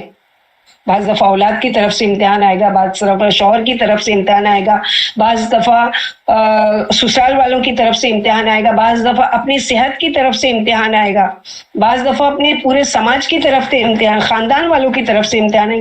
کسی بھی طریقے سے اللہ تعالیٰ آزمائیں گے، تو اپنی نعمتوں پر نظر رکھیں۔ اللہ تعالیٰ نے مجھے یہ بھی تو دیا، یہ بھی تو دیا، یہ بھی تو دیا، کیا ہوا اگر ایک امتحان میں؟ یہ تو ہونا ہے، کیونکہ اللہ تعالیٰ نے قرآن میں کئی جگہ فرمایا الذی خلق الموت والحیات لیبلوکم ایکم احسن عملا، ہم تو آزمائیں گے تاکہ دیکھیں گے کہ تم مصیبت میں ہوتے ہوئے بھی تم اللہ تعالیٰ کو مانتے ہو یا اللہ سے دور ہو جاتے ہو۔ تو یہ چیز ہے، اس کے لیے انسان کو ریڈی رہنا چاہیے کہ ہاں میرے ساتھ یہ ہوگا اور مجھے اس پر صبر، کیونکہ آگے اللہ تعالیٰ کیا فرماتے ہیں وبشر الصابرین، اور پھر ان مصیبتوں پر جو صبر کرے گا، اور ایسی حالت میں بھی، یعنی شکر کی سپرلیٹیو ڈگری جو ہے وہ کیا ہے کہ صبر بھی شکر بھی۔ یعنی جیسے کہ ایک شخص کے ایک عالم تھے، ان کے بارے میں آتا ہے کہ ان کے جو شاگرد تھے یا جو بھی پہچان کے دوست تھے، وہ ان کی عیادت کے لیے جب گئے تو ان کے ہاتھ رکھا تو اتنا سخت بخار کہ وہ کانپ رہے تھے بخار کی وجہ سے۔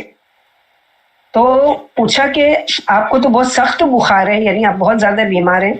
تو وہ کہتے ہیں کہ الحمدللہ۔ بولے اتنی تکلیف میں آپ کہہ رہے ہیں الحمدللہ، یعنی آپ تھر تھر کانپ رہے ہیں بخار کی شدت میں اور کہہ رہے ہیں الحمدللہ۔ تو وہ کیا کہتے ہیں؟ الحمدللہ میرے کان جو ہیں اس سے میں سن پا رہا ہوں نا، میری آنکھیں جس سے میں دیکھ پا رہا ہوں نا، میرا زبان جو ہے میں کھا پا رہا ہوں نا، مجھے اللہ تعالیٰ نے جو نعمتیں دی ہیں جس کو میں ہضم کر لیتا ہوں، اس کو نکالنے کا بھی یعنی انتظام رکھا ہے نا۔ اگر یہ سب مجھ سے چھین لے تو میں کیا کروں؟ تو ایک بخار ہے۔ تو یہ ہر چیز کو یہ سمجھنا ہے کہ کبھی بھی جیسے کہا گیا نا کہ مال کے بارے میں اپنے سے نیچے والے کو دیکھو، اعمال کے بارے میں اپنے سے اوپر کو دیکھو۔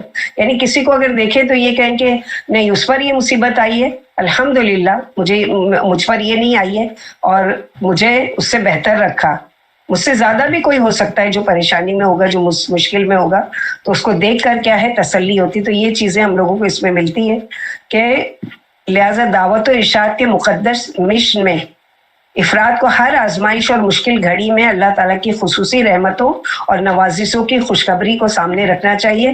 اس سے ان کو نیا حوصلہ اور نئی ہمت میسر آئے گی۔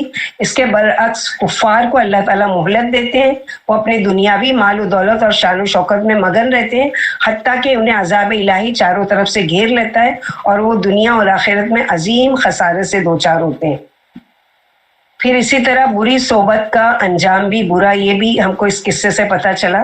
اس سانے کی گہرائی میں حضرت نوح علیہ السلام کا بیٹا آغوش نبوت میں پرورش پانے کے باوجود، یعنی نبی کے گھر میں ہے، اس کے باوجود بھی وہ ایمان نہیں لائے اور بالآخر عبرتناک انجام سے دوچار ہو گیا۔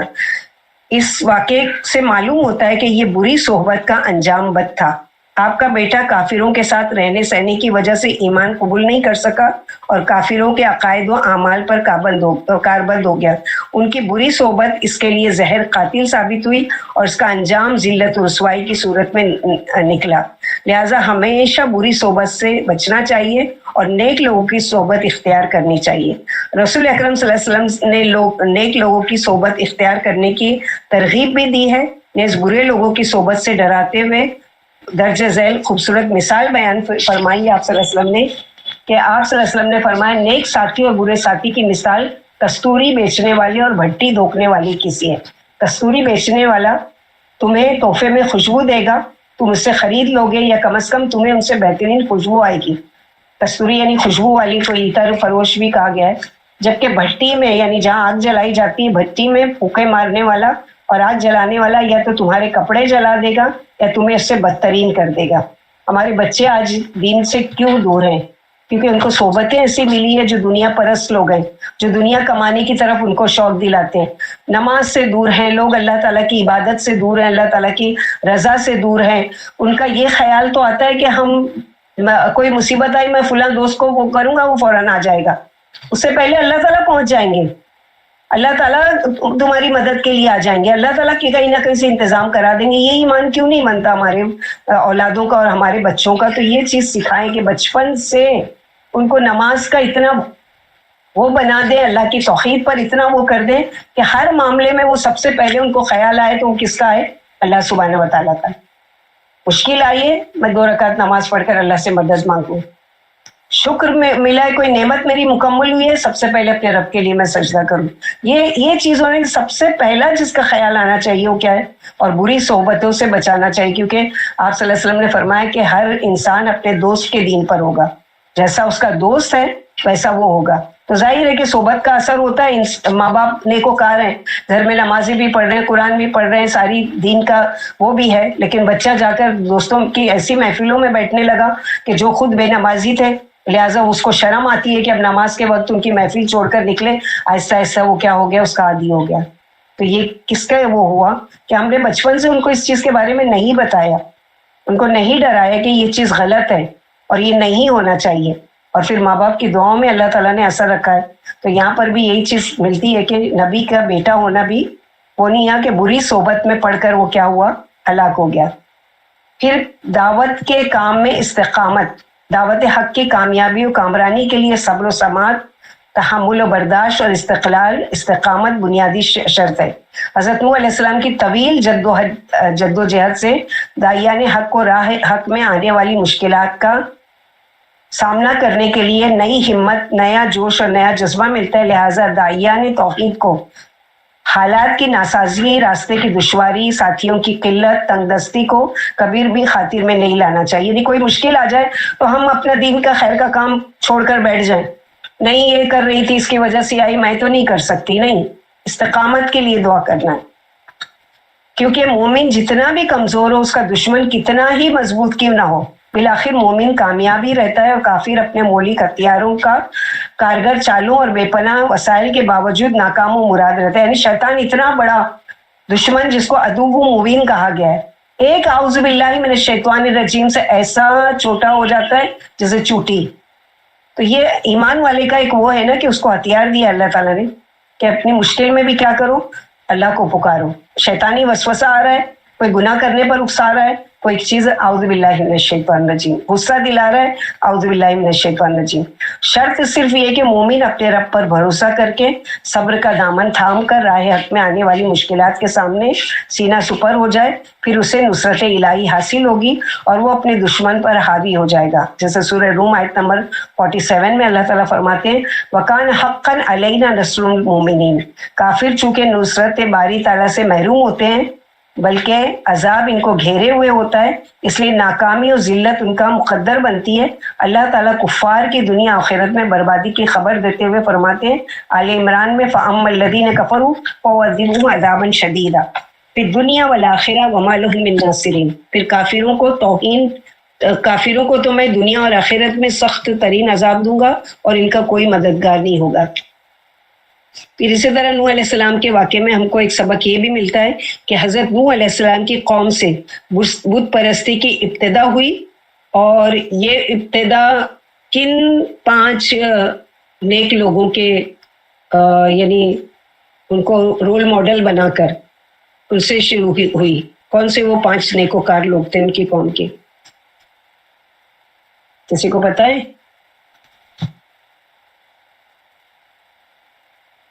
کسی کو بھی نہیں پتا کہ وہ ہم شروع میں پڑھ چکے ہیں. ودا سوا یغوث یغوث اور یغوث سورہ نوح میں ہے نا باجی 5 کا نام، ودا سوا یغوث اور نصر. ہاں نصارہ نہیں، نصر. ہاں، ان کے بڑے بڑے بتوں کے نام تھے جو انہوں نے اپنے نیکوکار لوگوں کے نام اس کے اوپر بنائے تھے. یہ در حقیقت ان کی نہایت نیک بزرگوں کا نام ہے. جب یہ بزرگ فوت ہوئے تو قوم سخت غمزدہ اور افسردہ ہو گئی. اس وقت شیطان نے انسانی شکل میں آ کر ان بزرگوں کی تصاویر بنا کر انہیں یاد رکھنے کا یعنی تم پوجا کرو اس کی پہلے نہیں کیا. کتنا چالاک ہے. جیسے آدم علیہ السلام کو دھوکہ دیا کہ تم اگر کھا لو گے تو تم ہمیشہ اس جنت میں رہو گے، کبھی بھی نکالے نہیں جاؤ گے، لہٰذا تم کو یعنی یہ پھل کھا لینا چاہیے اگر تم چاہتے ہو کہ جنت میں ہمیشہ رہو. تو وہاں پر بھی جیسے قرآن میں بتایا نا فوسوس لہما الشیطان، کہ ان کو بھی شیطان نے وسوسہ ڈالا.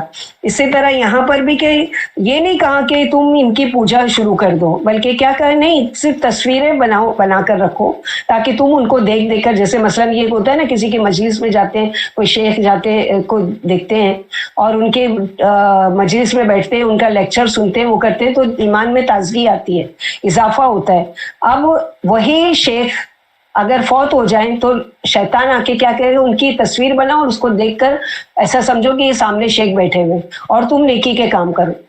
وہ وہاں تک تو چلی یہ طریقہ. پھر تھوڑے دن کے بعد جو اگلی نسل ہے اس میں کیا ڈالا اس نے کہ تم یہ تو تصویریں تو پھٹ جائیں گی، مٹ جائے گی یا دھندلی ہو جائے گی، ایسا کرو ان کا مجسمہ بنا لو تاکہ یہ ہمیشہ رہے.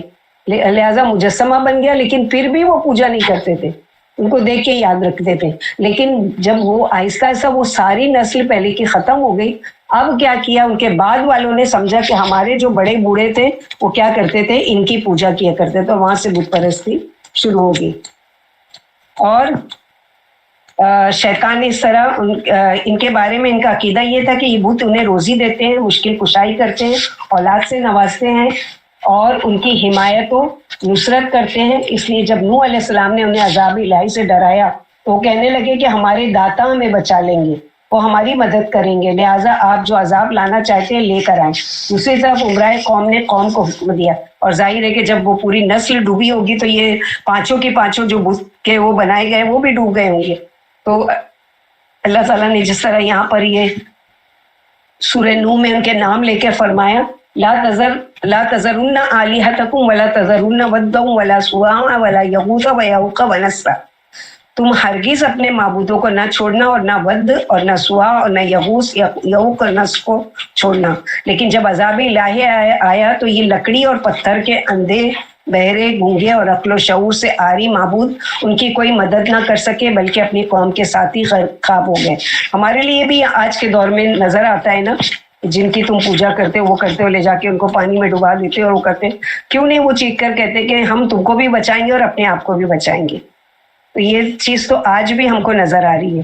فَأَنْجَيْنَاهُ وَمَن مَّعَهُ فِي الْفُلْكِ الْمَشْحُونِ ثُمَّ أَغْرَقْنَا بَعْدَ الْبَاقِينَ، چنانچہ ہم نے اسے اور اس کے ساتھیوں کو بھری ہوئی کشتی میں سوار کرا کر نجات دے دی، بعد ازاں باقی تمام لوگوں کو ہم نے ڈبو دیا.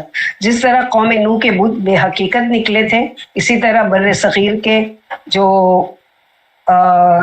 سومناتھ مندر میں رکھے ہوئے بت بھی سلطان محمود غزنوی کے ہاتھوں پاش پاش ہو گئے، ان کے پجاری ٹکڑے ٹکڑے کر دیے گئے، مگر کوئی ان کی مدد کو نہیں آیا، ان کی تباہی پر کسی نے آنسو نہیں بہایا. تو پھر طوفان نوح کے آثار حضرت نوح علیہ السلام کی نافرمانی کا کافر قوم طوفان سے تباہ و برباد ہوگی، جبکہ مومنوں کو اللہ تعالیٰ نے اپنے فضل و کرم سے محفوظ و مامون رکھا. علماء تاریخ نے اس طوفان کے آثار تلاش کرنے اور اس کی قوم کی باقیات ڈھونڈنے کی کوشش نہیں کی، بلکہ اسے ناممکن اور محال تصور کیا گیا. پھر 1920 میں سر لیو نارڈ کی سربراہی میں ایک ٹیم نے عراق میں آثار قدیمہ کی تحقیق کے لیے جب کھدائی کی، یہ ٹیم برٹش کے میوزیم اور امریکہ کی ایک یونیورسٹی کے محققین پر مشتمل تھی۔ اس ٹیم نے اور کے شمال میں واقع شہر تل عبید میں کھدائی کی تو انہیں کافی گہرائی میں مدفون چکنی مٹی کے برتن، مورتیاں اور دیگر آلات ملے جو عہد قدیم میں مستعمل تھے۔ لیبارٹری ٹیسٹ سے یہ بات سامنے آئی کہ اس مدفون ذخیرے کے اجزاء دریائے فرات کے وسطی علاقے سے پانی کے ساتھ بہہ کر اس جگہ منتقل ہوئے۔ اس سے معلوم ہوا کہ اس علاقے میں بہت پہلے کوئی زبردست طوفان آیا تھا۔ محکمہ آثار قدیمہ کی اس ٹیم کی تحقیقات سے یہ بات بھی سامنے آئی کہ جس پانی نے یہ چیزیں یہاں دفن کر دی تھی اس کی اونچائی کم از کم 25 فٹ تھی۔